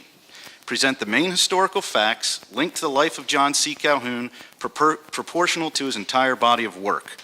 Part of Calhoun's history is that he was a leading defender of the institution of slavery, and this has rightfully been included in the proposed language. What is also accurate is that John C. Calhoun's career included a wide body of work. He opposed American imperialism, established the Second Bank of the United States, and was considered by a Senate committee chaired by JFK to be one of the 5 greatest senators of all time. Yet the proposed plaque language indirectly states that Calhoun does not deserve to be memorialized. Yes, some feel that way, but some do not, and you have historians on both sides. The historians that do find him worthy of memorialization acknowledge the role he played in history and his greater body of work as a leading political thinker. The statute remains standing today as a reminder that many South Carolinians once viewed him as worthy of memorialization, is inappropriate, and it is false, as many South Carolinians still do. I ask that that language please be removed. Many of us gathered here, about 18 in my particular group, and many more waiting for an email update after this meeting, are citizens concerned that the current plaque language aims to malign rather than educate. I ask the council to restrict the language of the plaque to historical facts and leave the opinion making up to the reader. That seems fair to all concerned. And could the gentlemen that are here with me this evening please rise? Thank you. Thank you, Mr. Mayor and council members. Thank you all for being with us this evening. I call the... Dr. Bobby Baker. I'll make copies for the council if you'd like to distribute them. Mr. Mayor, council members, my name is Dr. Bobby Baker. I'm a resident here of Charleston. Charleston's become quite a destination for people to visit and to move. Latest records indicate that over 50 people per day are moving to this community. Tourists, locals, new residents alike are enjoying things about several things about Charleston. Being considered one of the friendliest cities in America is certainly among them. As we all know, this city is steeped in history, and many often feel as though we are walking back in time as we stroll our fair streets. The homes, the architecture, the parks, the cemeteries provide a firsthand experience for all to engage and to learn about the history of this great city. I personally believe that the single most valuable aspect of Charleston is that we are an undivided community. And yes, we are friendly because we respect each other and our differences, and this cannot be said all over our great nation. While many communities are struggling with a deepening divide, we have stayed on solid ground. It is not a convenience, but something that Charlestonians value and respect. I'm here today to express my concern that attempting to change our history or the interpretation of our history will in fact foster a divide that is not welcomed by anyone in this great community. There is a silent but growing group of citizens who constantly express concerns over the attempt to try to alter or erase part of our history. They believe that it should be left up to the individual interpretation and not merely to a handful of people who may assume the roles of rewriting the past, which ultimately rewrites our present and it rewrites our future. I would like to just refer, in the document I passed out today, there is an archival obituary address delivered at the Senate in April 1st of 1950 on the occasion of the death of Honorable John C. Calhoun. Included is the funeral sermon by the Reverend C.M. Butler. Time. If you would just take a look at this, you'll see that there are many numerous facts about this gentleman that should be preserved and for all to form their own opinions. Thank you very much. Thank you, Dr. Baker. And Council, I'd like to share with you and just state publicly that Dr. Baker is a relatively recent citizen of Charleston, and he's both a good shopper and a very compassionate gentleman. He noted prior to the holidays this great deal on computers, so he felt like he had to buy some, and he bought 5 new computers, and then we selected 5 deserving young students in our public schools, and he donated them over the holidays. So I just want to thank him publicly for his efforts. He's going to continue that effort as well. Yes. Yeah. Thank you, Dr. Baker.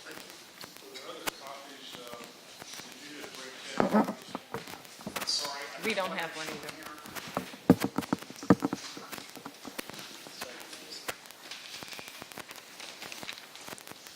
Mayor Tecklenburg, ladies and gentlemen of the council, my name is Dr. Michael Kogan. I'm a retired professor of philosophy, and I live right here in Charleston on King Street. I would like to speak to the proposed signage for the Calhoun Monument. The second sentence of the text refers to white supremacy and laws mandating racial segregation, strongly suggesting that the Calhoun statue was erected in furtherance of these ideas. This is not true. The current monument was unveiled in 1896 as a replacement for an earlier statue of Calhoun, which Charlestonians had found unattractive. No one among the ladies group which sponsored the new statue, or anyone else involved in its creation, ever stated that their work or the monument itself had anything whatsoever to do with segregation, racism, or white supremacy. It was simply the expression of the people's desire to honor South Carolina's favorite son, its greatest statesman and political thinker. Yet the text of the plaque, proposed plaque, as it stands, attributes to Charlestonians long dead, unspoken, racist, malign motives for the creation of the statue, thus attempting to discredit them and the monument itself. This is clearly illegitimate and unfair. I challenge anyone to produce any statement by any Charlestonian of that era stating that the statue's creation was motivated by racism. If they cannot, then I ask you, in the name of fairness to our dead forebears, to delete this sentence which so egregiously misrepresents their motives. Time. Thank you for hearing me. Thank you, sir. Okay. Dr. Donald Livingston. Thank you, Mr. Mayor and City Council members. I would like to provide historical clarity about Calhoun's famous statement that slavery is a positive good. If you look at the congressional record, you will see that the Senate stenographer records that Calhoun insisted he was misunderstood, that he had not said that slavery was an intrinsic good, but only that it had achieved positive goods for the African population not otherwise available, given the circumstances. Now, why were those benefits not otherwise available, given circumstances? Unhappily, because of the unbending racism that existed throughout the United States in the 19th century. No political party in the entire antebellum period ever put forth a nationally funded program to emancipate and integrate the African population into America. As late as the 1850s, Lincoln argued against emancipation if it meant social equality with blacks. The Constitution of Lincoln's own state of Illinois, with his approval, prohibited free blacks from entering the state. And those within were not allowed civil rights, basic civil rights. They couldn't use the courts, for example. If South Carolina freed all its slaves, not a single one could go to Illinois. Similar restrictions prevailed throughout the North and West. Oregon had the same kind of constitution. Only the tiny sect of abolitionists demanded emancipation, but all they had to offer was immediate and uncompensated emancipation, backed by terrorist threats of the sort that John Brown carried out. This demand was not politically practical and did not recognize the North's moral responsibility for the origin and continuation of slavery. It is estimated that the North made 40 cents on every dollar that slaveholders made. Well, the time has run out, so I will just end there. The Calhoun did not say, and he said he did not say that slavery is an intrinsic good. Thank you, sir. That ends our public participation period. Thank you all who came and participated. I do want to share with council just a little anecdote about Ms. Taylor, and I assured her we will take a look at what we can do to allow small space heaters at the market. But in addition to our new young member, Barry Newton, saying he was in the market 35 years ago, makes me feel old, Barry, all that time. But I've also known Ms. Taylor and known of her back over 30 years ago when I was in the oil business, and I had these representatives that would call on my business from all over the place. And the head Shell oil company representative for the whole East Coast was out in New Jersey. And of course, they all like to call on my company and visit Charleston because Charleston's such a great place to come. And every time, so he goes wandering down in the city market one day, and then the next time he came back to Charleston a few months ago, he said, I got to go down to the market and get some of Miss Taylor's rice and beans. And so Miss Taylor does this amazing low country combination that she packages together with the spices, not only rice and beans, but she's got all these other varieties and things going on, and they're delicious soups and everything like that. And it made this huge impression on this man from New Jersey to where every time he came to Charleston, he would come visit Miss Taylor and buy some of your product. And Miss Taylor, I just would add that it's folks like you that are ambassadors for our city to the world when they come here. And I just want to thank you and the other members in that regard and your courtesy and hospitality when people come to this city. So thank you for that. Yeah.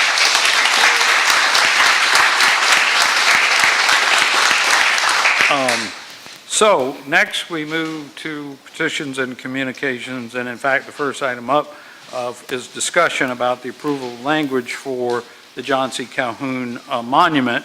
And just for a little bit of recognition and explanation, I want to recognize Harlan Green, who is the chairman of our History Commission. I also see that Robert Rosen, who's a member of the commission, is with him. Are there any other members of the commission here this evening? We also had two council members represented on the commission, former council member Williams and council member Moody.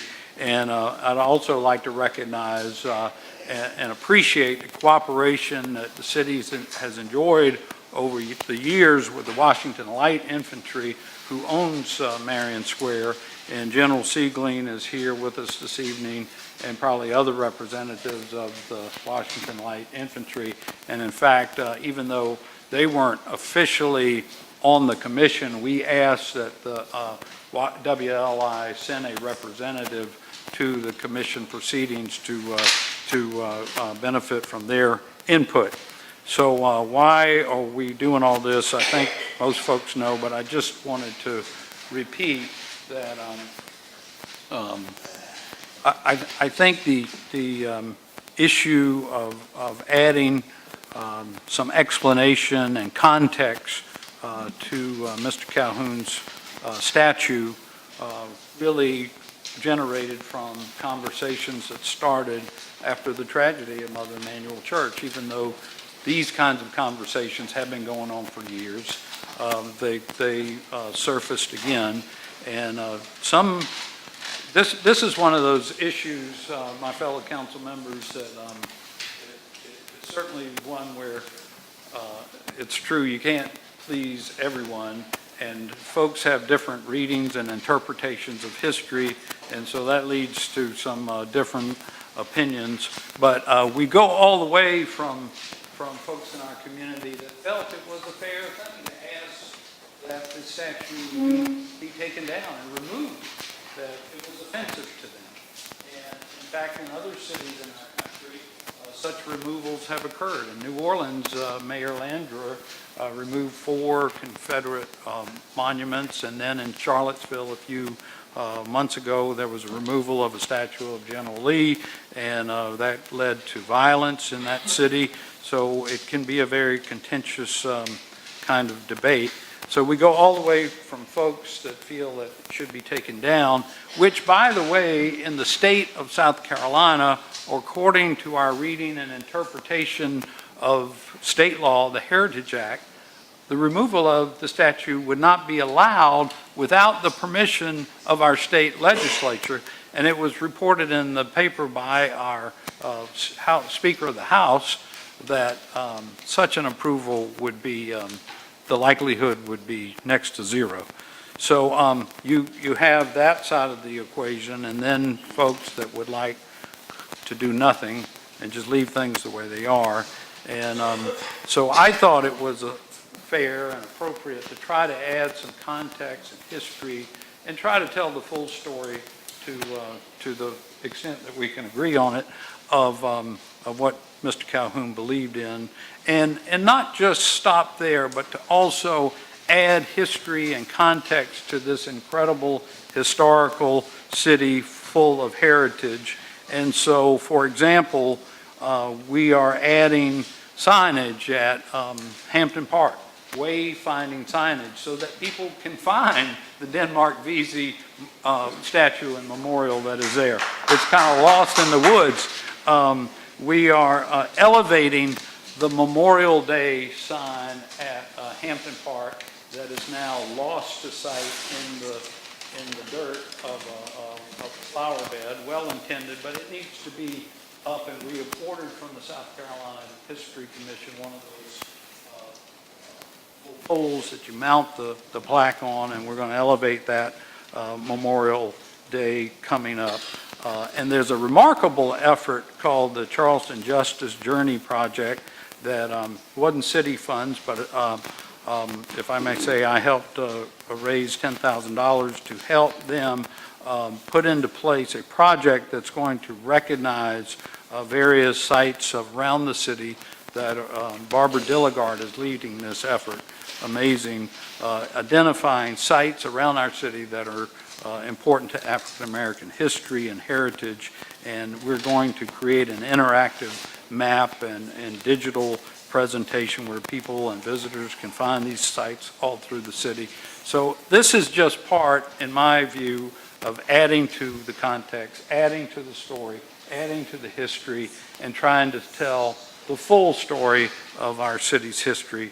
So that's where this came from, and I think Robert Rosen wrote the first draft of this particular proposal for this plaque of John C. Calhoun, and then the commission met numerous times, including not only Arlen Green, who's a historian, at the College of Charleston, but Nick Butler, who's a historian with the Charleston County Library, and Damon Fordham, who's an African-American tour guide and knows history of Charleston well, and Dr. Fraser. So it was a group well selected of folks who are most knowledgeable about the history of Charleston. So with that presentation or that little preparation there, I'd like to call on the one council member who was on the commission maybe to share any remarks or suggestions that you have. I hate to put the spotlight on you.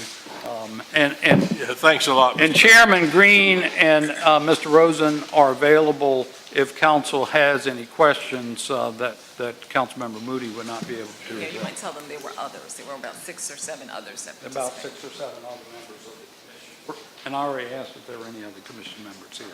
Okay.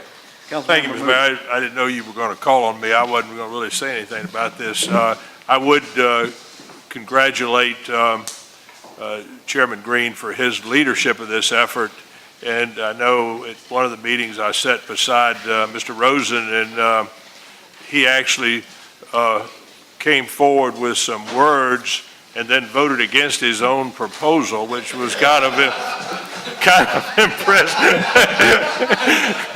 I've never voted, never known him to be, he's mostly a contentious person, so I figured he made the motion and voted against it. So, but anyway, it was a good group of folks that had a lot of information, and I know there was a big leap from the very first statement to where we are now. There was a pretty good consensus, and my feeling was always that it ought to be factual, that we ought to leave out any kind of opinion, good, bad, but put the facts there and let them do it. I didn't say it in the meeting, but I said it to one of my friends. They asked me about it. I said, well, if I was going to do it, I would just put on the statue beside Calhoun's name, I'd say, C 74 Calhoun, Charleston County Library. That's where you're going to find the information about Mr. Calhoun, both good and bad. So unfortunately, I feel like this is one of those situations. I'm not going to get in a fight with any member of this body over the language. To me, we got too many, and not that this is not important, but we got too many issues that we have to deal with on ongoing basis. I've heard, you said, Mr. Mayor, that we go from not doing anything to going over here to blasting. I may put not doing anything in the middle. We go from praising him to blasting him, and if we just don't do anything, it might be in the middle. So I don't know exactly where we go from here, but I applaud the efforts of Mr. Green, Mr. Rosen, and several others that were on the commission. So I just leave it right there. I'm not, if I had to say something, I'd just say leave it alone, but I know that probably piss off 2 groups rather than just go on one side and it's a matter of how many people are going to make mad tonight is, I think, the question. So I'd be glad to answer any questions that I'm sure Mr. Green, Mr. Rosen would about some of the deliberation. What's the pleasure of council? Okay. Mr. Green, would you mind coming forward and share your perspective of the process that the commission went through and your arrival at this text? Does anyone have a copy of the current plaque for us to hear? There's no current plaque on. There's no plaque at all? There's 3 words, I believe. Right. Yeah, there is. Right. There is no language on the statue. There is no plaque around the statue. There is language on the statue. It calls it the Constitution, Truth, Justice. It has Calhoun, and it has bas-reliefs of him in the Senate and stuff like that. But truly, there is no information about it. So there is, on the back, it talks about the memorial and the creation of it, that it was the Women's Memorial Association that came together to do it. But there are very few it's odd that a statue like that has no interpretation to it at all. Obviously, when it was put up, everyone knew who Calhoun was, and then these days, unfortunately, people don't remember our history. But I'll try to be brief. So this commission normally just puts plaques up. We do the wording on anything done on public property. So if these memorials that the mayor was talking about, things put in Hampton Park, the Denmark VC statue, anything put on public property has to go before this commission. So this commission, this was the first time that we were specifically asked to add something to an extant memorial. And as I remember, Mr. Mayor, I think part of the charge of that was to specifically address his issues on race. So that was part of the charge for this commission. We did not make it up out of whole cloth. We were given that to interpret Calhoun and to specifically address his issue on race. So what we tried to do, and the commission is composed of African Americans and Caucasians, and we met 3 times. It usually takes about 45 minutes to get something done historically and grammatically. We met for 3 months, so I would guess we met for 8 hours. So I will say that there was a spirited debate going back and forth. And I will say, and you might have seen in the paper, that even some members of the commission are not happy with it. But when we voted on it, it was, and again, y'all know better than I do, the spirit of compromise. And that it was the majority that ruled, and it was a majority that ruled that thought this was the best that we can do, to do this. And I will say that I think the city of Charleston, this is where my personal opinion comes in, we have to try. We live in times, and I think if we don't try to interpret this, we will be faulted by all of the strangers who come to this city and wonder, why are we not doing it? I agree that the language is imperfect. I don't think that there's any way that we could do justice in less than 300 words, what we're trying to do. But I do think there is an attempt to start something and to get it done. And I would humbly say that this is, a trial on our part. It may not last forever. I don't think this is going to heal any wounds, but it will begin to discussion. And as long as there's discussion, I think that is a good point. But we are not going to solve the city's issues with this, and we understand that. But it is a good faith effort to try to bring, as we say, people are talking about, are we praising Calhoun? Are we condemning Calhoun? I could read the language to you real quickly if you want, and I think you will see that we are praising Calhoun and we are condemning him at the same time. Would you like me to read that?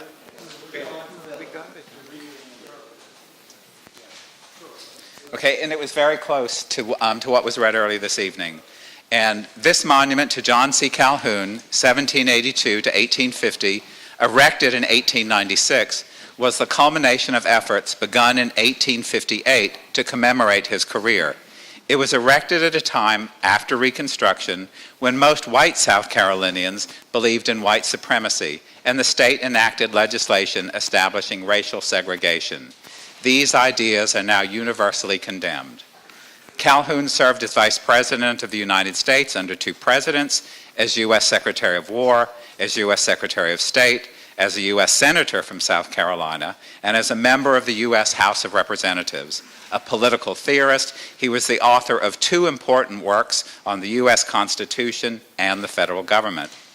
A member of the Senate's Great Triumvirate, which included Daniel Webster of Massachusetts and Henry Clay of Kentucky, Calhoun championed states' rights and nullification, the right of an individual state to invalidate a federal law which it viewed as unconstitutional. Unlike many of the founding fathers who viewed the enslavement of Africans as, quote, a necessary evil, end quote, possibly to be overcome, Calhoun defended the institution of race-based slavery as a, quote, positive good, end quote. The statue remains standing today as a reminder that many South Carolinians once viewed Calhoun as worthy of memorialization, even though his political positions included his support of race-based slavery, an institution repugnant to the core ideas and values of the United States of America. Historic preservation, to which Charleston is dedicated, includes this monument as a lesson to future generations of the importance of historical context when examining individuals and events in our state's past. I just wanted to know the count, the vote of the commission, and could you break that down by race for me as well? I can try my best. Because we have not had the minutes yet, our meeting is tomorrow. We have a commission, which I have the list here as well. It was, I think, we had a very low attendance that night. I think maybe 8 people were there. I think Councilman Lewis was on the telephone. Is that right? Councilman Williams, sorry, was on the telephone. And it was, so Councilman Williams was present, I was present, David McCormick was present, Mickey Rosenblum was present, Nick Butler was present, Peg Eastman was present, Wilmot Frazier was present, Robert Rosen was present, and I believe Angela Mack was present. So that actually was only 2 or 3 who were not present. Yeah, I did say Nick. So those were present, and I think it was about, I think there were 2 people. We went it sentence by sentence, and then we went sentence by sentence, voting for it. Every sentence carried by a majority, and I believe, and again, my memory may be imperfect, I think if there were 8 people present, I think it was about 6 yeas and 2 nays.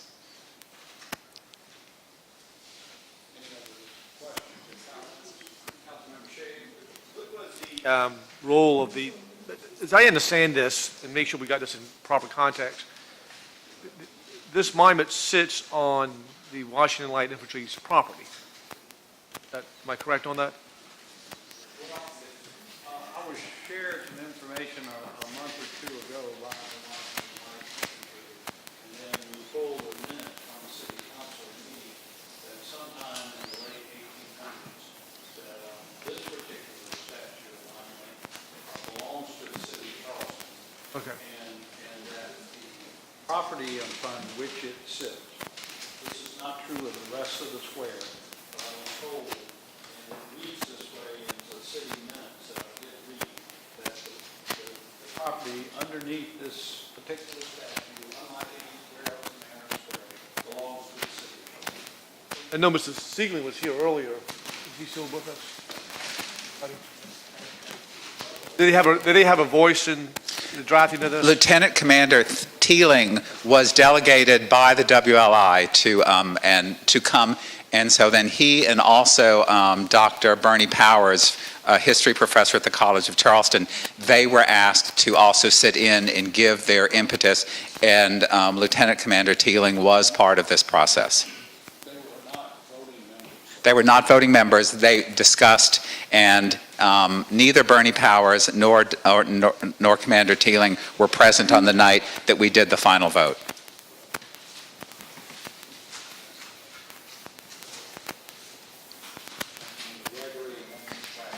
I did get a call prior to coming in from Dr. Frazier, who wanted me to say and to convey that, one, we already know the vote was not unanimous. We know that. But he also implied that that really wasn't the final draft that he reviewed, and there have been some changes since then. I would respectfully disagree, because we sat here at this table, we read it aloud several times, we got everyone who was present to agree on it, and then we immediately sent it to the people the next day. And I will say that many people like Michael Allen, who had not been at that meeting, did email and congratulate us on getting a good product. So I'm sorry there's a difference of opinion, but I'm sure if we could record the actual minutes, which were recorded, that you would see that these words were, were very labored over and voted sentence by sentence. Been listening to this core group over here tonight, which was a rather significant group, and apparently some pretty distinguished doctors. And I don't think this is done yet. I think these 2 groups of folks need to have a little time to chat. And the big issue I see, and the big issue I've heard, both from Ms. Nash and these guys to my left here, was I'm kind of curious, since this institution was an institution, of course, slavery, was repugnant but it was the time. But it says it's repugnant to the core ideas and values of the United States of America as of now. Not 200 years ago almost. And that's what's bothering me. I think these two groups need to talk a little bit.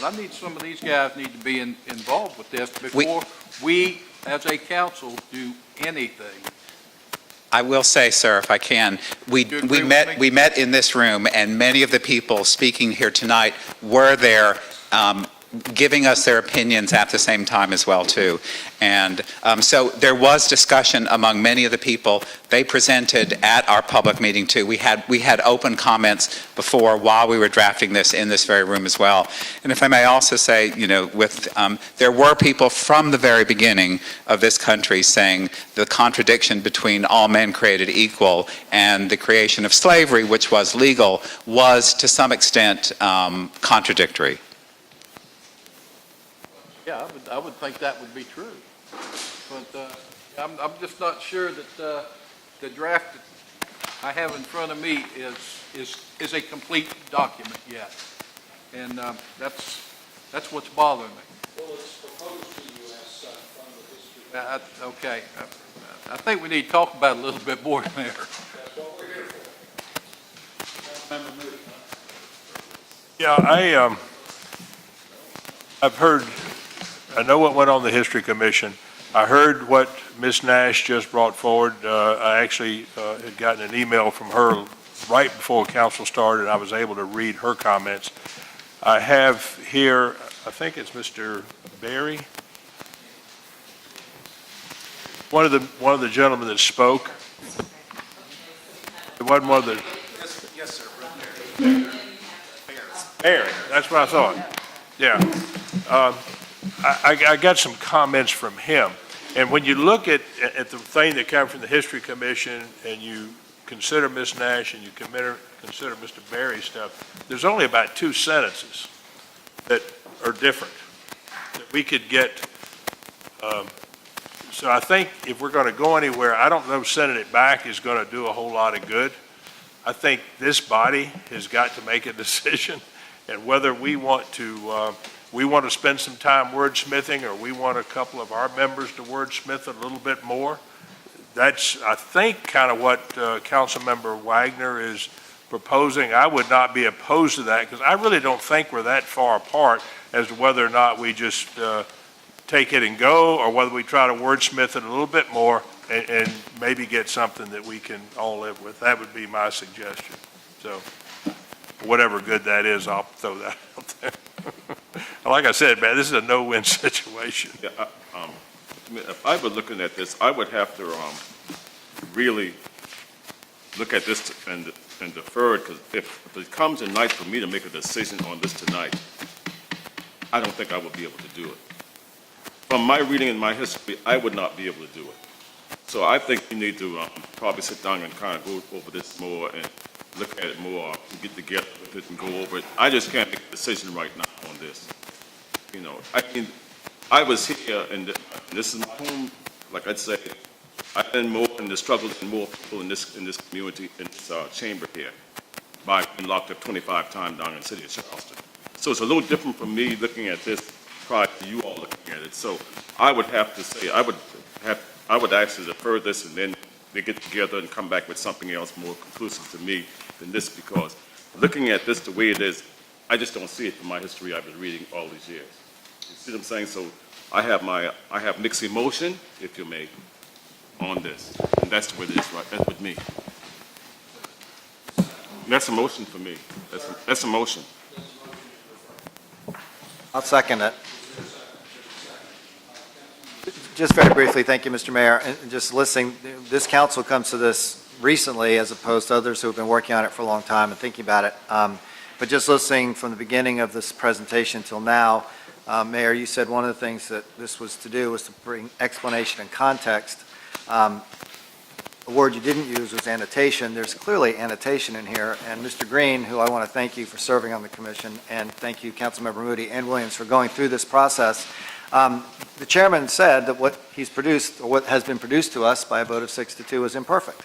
Imperfect the synonym of imperfect is flawed, and it is. And one of the things that I look at, as someone who likes to think about history, I mean, there are some quotes in here. It says, quote, "a necessary evil," and quote, "positive good." Where does that come from?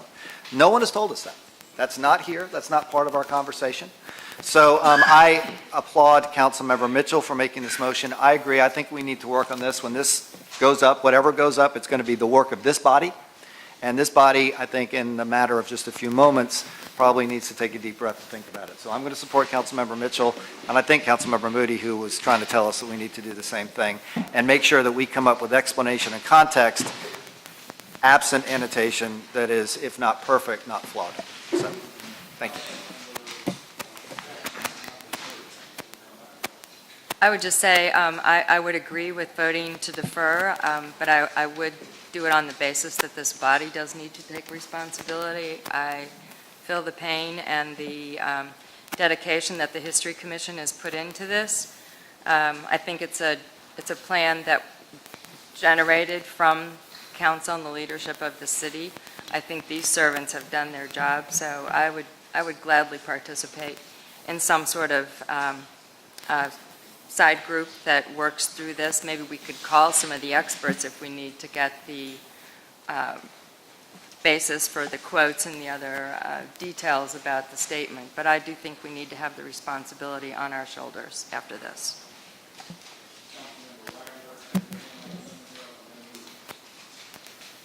I think that's what I was trying to say to begin with. And these guys have worked very hard. I know they have. But it's, as Mr. Moody once said in this chamber, we need to put it back in the oven just a little tiny bit more and let it finish cooking. I've always remembered that, Bill, so I will always use it.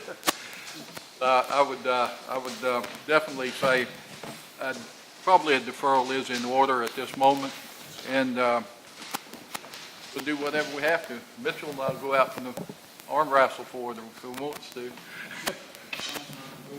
Yeah, what Councilmember Jackson just said, I think is important, is that we take responsibility. I'm not interested in kicking this down the road just to kick it.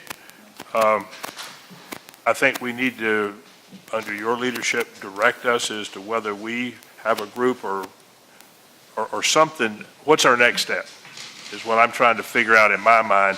What do we want, not just to defer it, but what are we going to do next?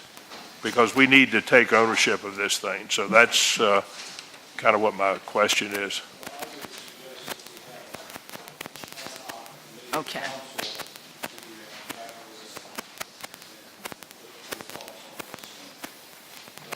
But there are other options. There are other options.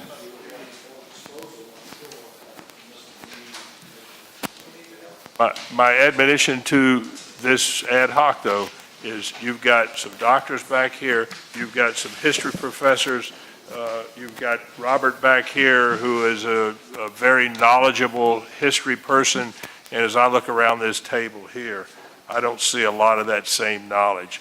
So, and I can't say myself, but I will tell you right now, I'm not one of them. So my concern is that we do it right, we do it in context, we do it factual, and we take responsibility for it. So under Mr. Green's leadership, we probably spent, I'm going to say 3 hours minimum, if not 4 or 5, in our discussion. So it's not just something you're going to snap your finger and do. So I'm warning you, but we need to step forward.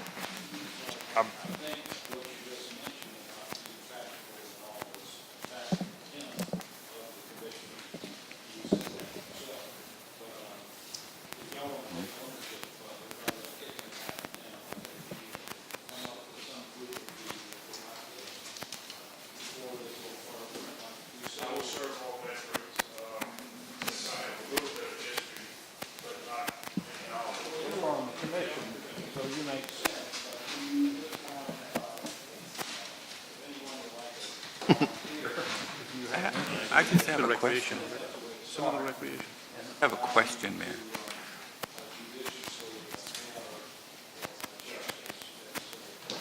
Oh, yeah, I just have a question. I mean, because we're talking like this is the only thing that we can do, okay, is to try to explain it. But it's really not. What I mean is, I understand the Heritage Act. I've passed that statue from a child, going to Mother Emanuel. And it has had an effect, an unbelievable effect. So to me, we're saying the only alternative we have now is to develop language or consider other options, perhaps moving it to a museum. And I know what I'm saying now is going to sort of brew things up, but I think it needs to be said. Instead of us thinking that the only alternative that we have right now is to develop some language.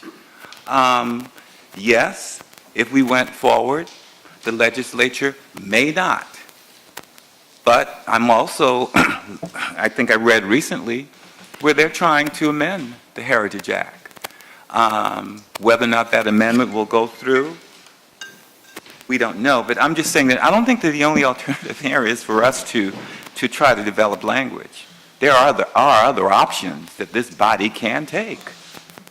I mean, this body can move to go forward to the legislature to have the statue put in a museum. I agree. Trust me, and I know what I'm saying and what that could cause, but it has to be said. Instead of us just sitting here thinking that all we can do is write some language to explain it. I think there's more that we can do. And sitting here listening to it, the Arts Commission is a great commission. They've done with the mayor, excellent. They have charged me something totally different from this. If the city council wished to keep it where it's at, then the city council would keep it where it's at.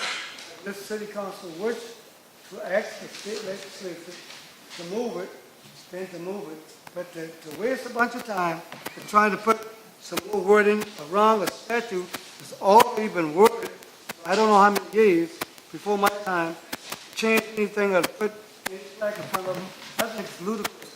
I think if the wish of the city council is stay there, then 7 people need to leave it, or if they want it moved, 7 people ought to say, move it.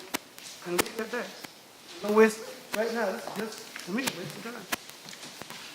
If I had to vote tonight to leave it or move it, I would vote to move it. I'll tell you that. Point blank. I don't play games. I tell you just like it is. You know, let's beat around the bush, but we need to change the wording here, change the wording there, and just waste all the time for this commission. That's not what they're charged to do. So if we wanted to say we leave it, we wanted to go and move it, and let the state legislature make the final decision. And I'm ready to vote tonight, up or down. Well, the motion on the floor to the first supersedes any other motion, so I won't make no other motion. I'm not making a motion. Okay, that was second. I won't be long, but I'd like to ask the gentleman to the microphone. You said the vote was 6-2. Can you tell me the breakdown racially on that vote? I will try by looking at this. I think, and again, I don't have the minutes here. Sure. I think the councilman on the phone was against it. I think Dr. Frazier was against it. But I think everyone else present was for it. Did he vote for it again? Again, so I'm sorry, you know, we meet again tomorrow. It's usually the first Wednesday. Minutes before we speak specifically, but I believe that Councilmember Williams. And again, it was on the phone, so I could not hear. And we meet on the first Wednesday of the month.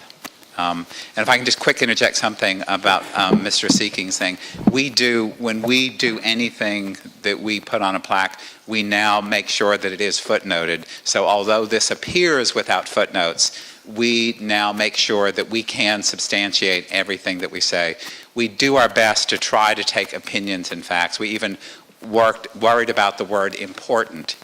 Important is a qualitative word, so we did try to back this up with facts, and I applaud you for doing that.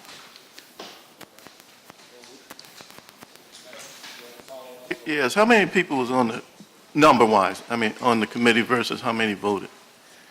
So on the commission, there are 1, 2, 3, 4, 5, 6, 7, 8, 9, 10, 11.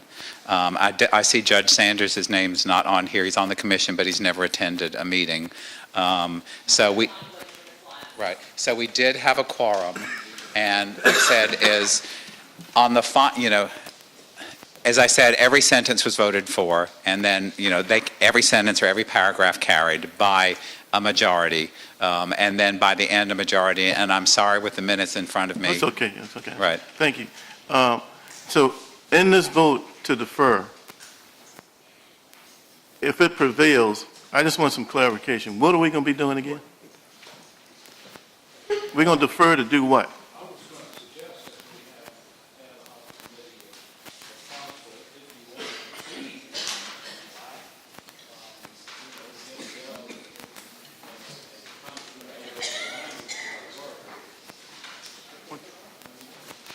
Mayor, why don't we have the ad hoc committee address the options? I mean, we could consider this plaque as an option, and then we could go to Mr. Gregory's point about there's other ways to treat this statue, and then take responsibility for that as the council. Mr. Mayor, I would, in answering Councilmember Waring's right-on-point question, I would recommend that we do a couple of things with this. Send it to either one of the existing committees, either Community Development or Recreation. Send it to either Community Development or Recreation. Okay? That's more recreation. And that's why I would suggest either one of the other two committees. And two, with specific, because I think some of the questions that we need to clarify is this. In answer to my questions about the WLI's role on this, I just want to make sure that we're clear on 2 points, the Heritage Act and whether or not the WLI is interested in this property. So we're making sure that we're doing all this properly. I think the commission has done that, and I appreciate what Mr. Rosen and the chairman and the entire commission has done. But send that to you, if it's more appropriate for recreation, it goes to recreation, and that we are tasked with those specific questions to confirm. I think we can do that with these gentlemen's help. And participation from other folks with the community as well.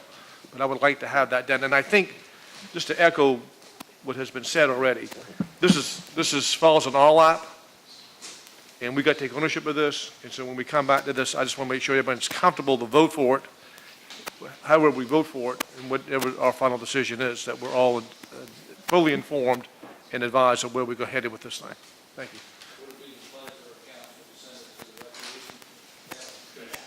Well, I have a question about that. Where's the historical background expertise on a subject like this with the Recreation Commission? I mean, where are the professionals on the Recreation Committee that's going to have the background from a historical perspective, as this committee did, by the way? I mean, I really respect the people you pull together on that. Frankly, I think you get a lot of opinions and maybe political opinions, but expertise, my good friend chairs that committee, but I just don't see the expertise there. I mean, if I need surgery, I want a surgeon. I don't want a paramedic. Well, you can blow it up then with your background. With all due respect, I mean, we have this come to us from the History Commission. That's where the expertise lies. And so if what they presented to you is something that you're not comfortable with, maybe get other considerations, but I think they've given it their best shot. And they've heard these other opinions that have been presented, and this is what they came up with. This is their recommendation. If we don't want to accept it, or we want to amend it, we can do that. I don't think your mic is on. I think Josh is. It is on, but maybe it's not low testing. Is that better? Sometimes it helps for me to do both. There you go. Councilmember Lewis. Yeah, I think that's what I just said. If we want to accept what the commission recommend, we vote on it. If we don't want to accept it, we either vote it up or down. I mean, just, they've done what you've asked them to do. This is not a part of the charge of the regular history commission. It's something different that you asked them to do. Right. And they've done it, they sent it to us. We want to accept it, we accept it. If we don't want to accept it, we don't accept it. That's this council's charge, accept it or reject it. I think tonight is a fine time to accept it or reject it. Yep, that's just it. Understand. So, but the point was made that maybe y'all want to have a little more time to think about it. It's certainly fine to defer to the next meeting if you like. That's the motion on the floor still, is to defer. Any further comments or questions before I call the question to defer? All in favor to defer, say aye. Aye. Aye. Any opposed? Nay. The ayes have it. Thank you. All right. And so,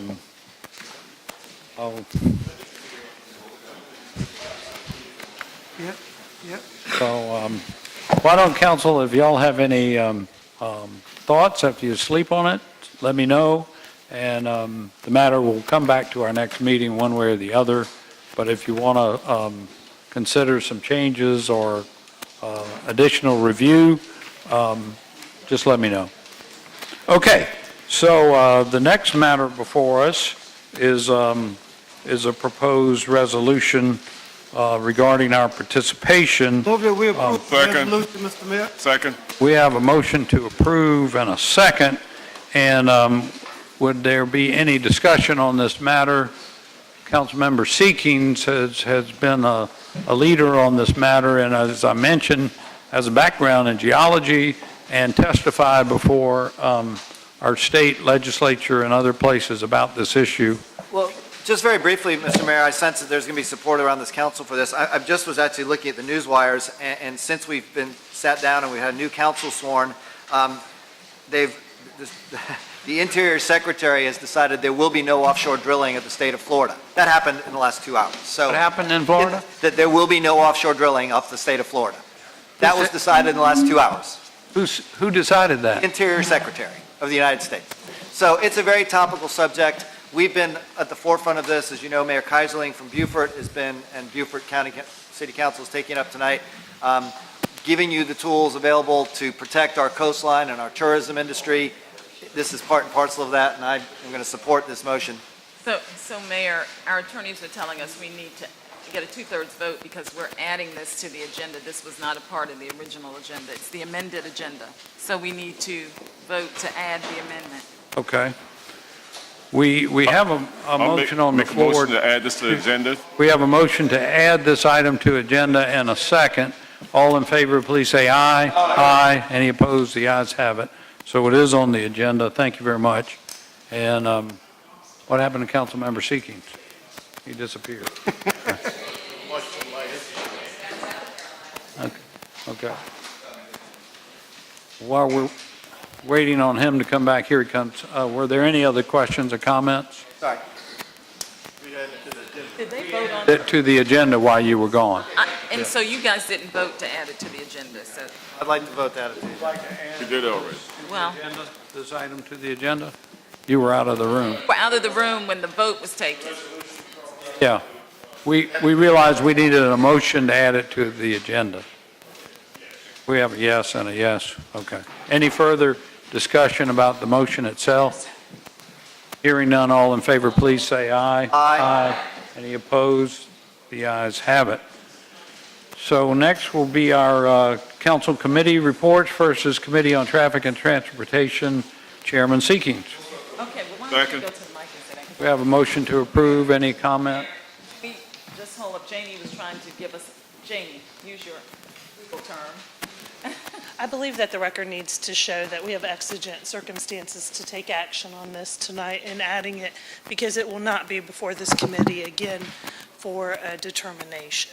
So I just think the record needs to reflect that we have to take action on this item tonight because the federal administration could release or has released the permits, and it's going to be decided here in South Carolina. So we need to take action before that determination is made at the state level.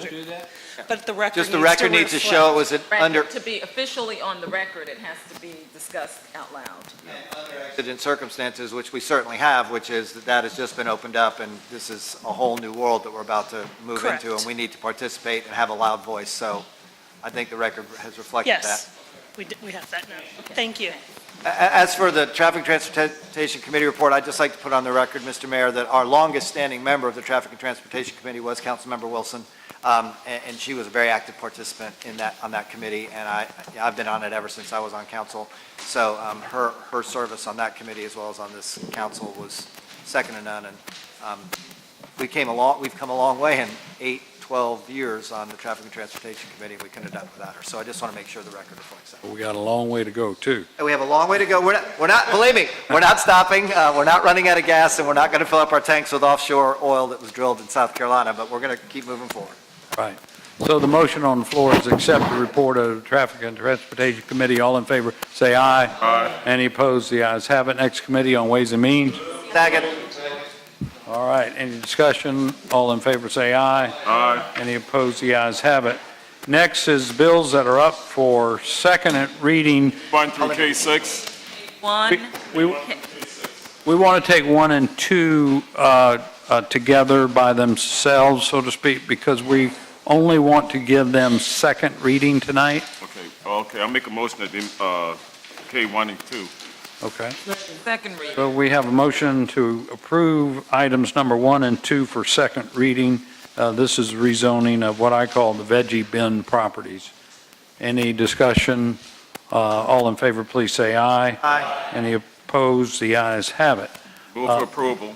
Now we 6. Third reading. Do we need to defer? take Reading is deferred, correct? third reading is deferred until something else happens. Yeah, closing. No, Closing. Till closing? Okay, we agreed upon that, right. No, Councilmember Moody, just number 1 And and 2. number 2 1 and 2. are deferred for third reading only. Yeah. No, I'm gonna make a motion to be 3 through 6. Okay, we have a motion and a second to approve items 3 through 6.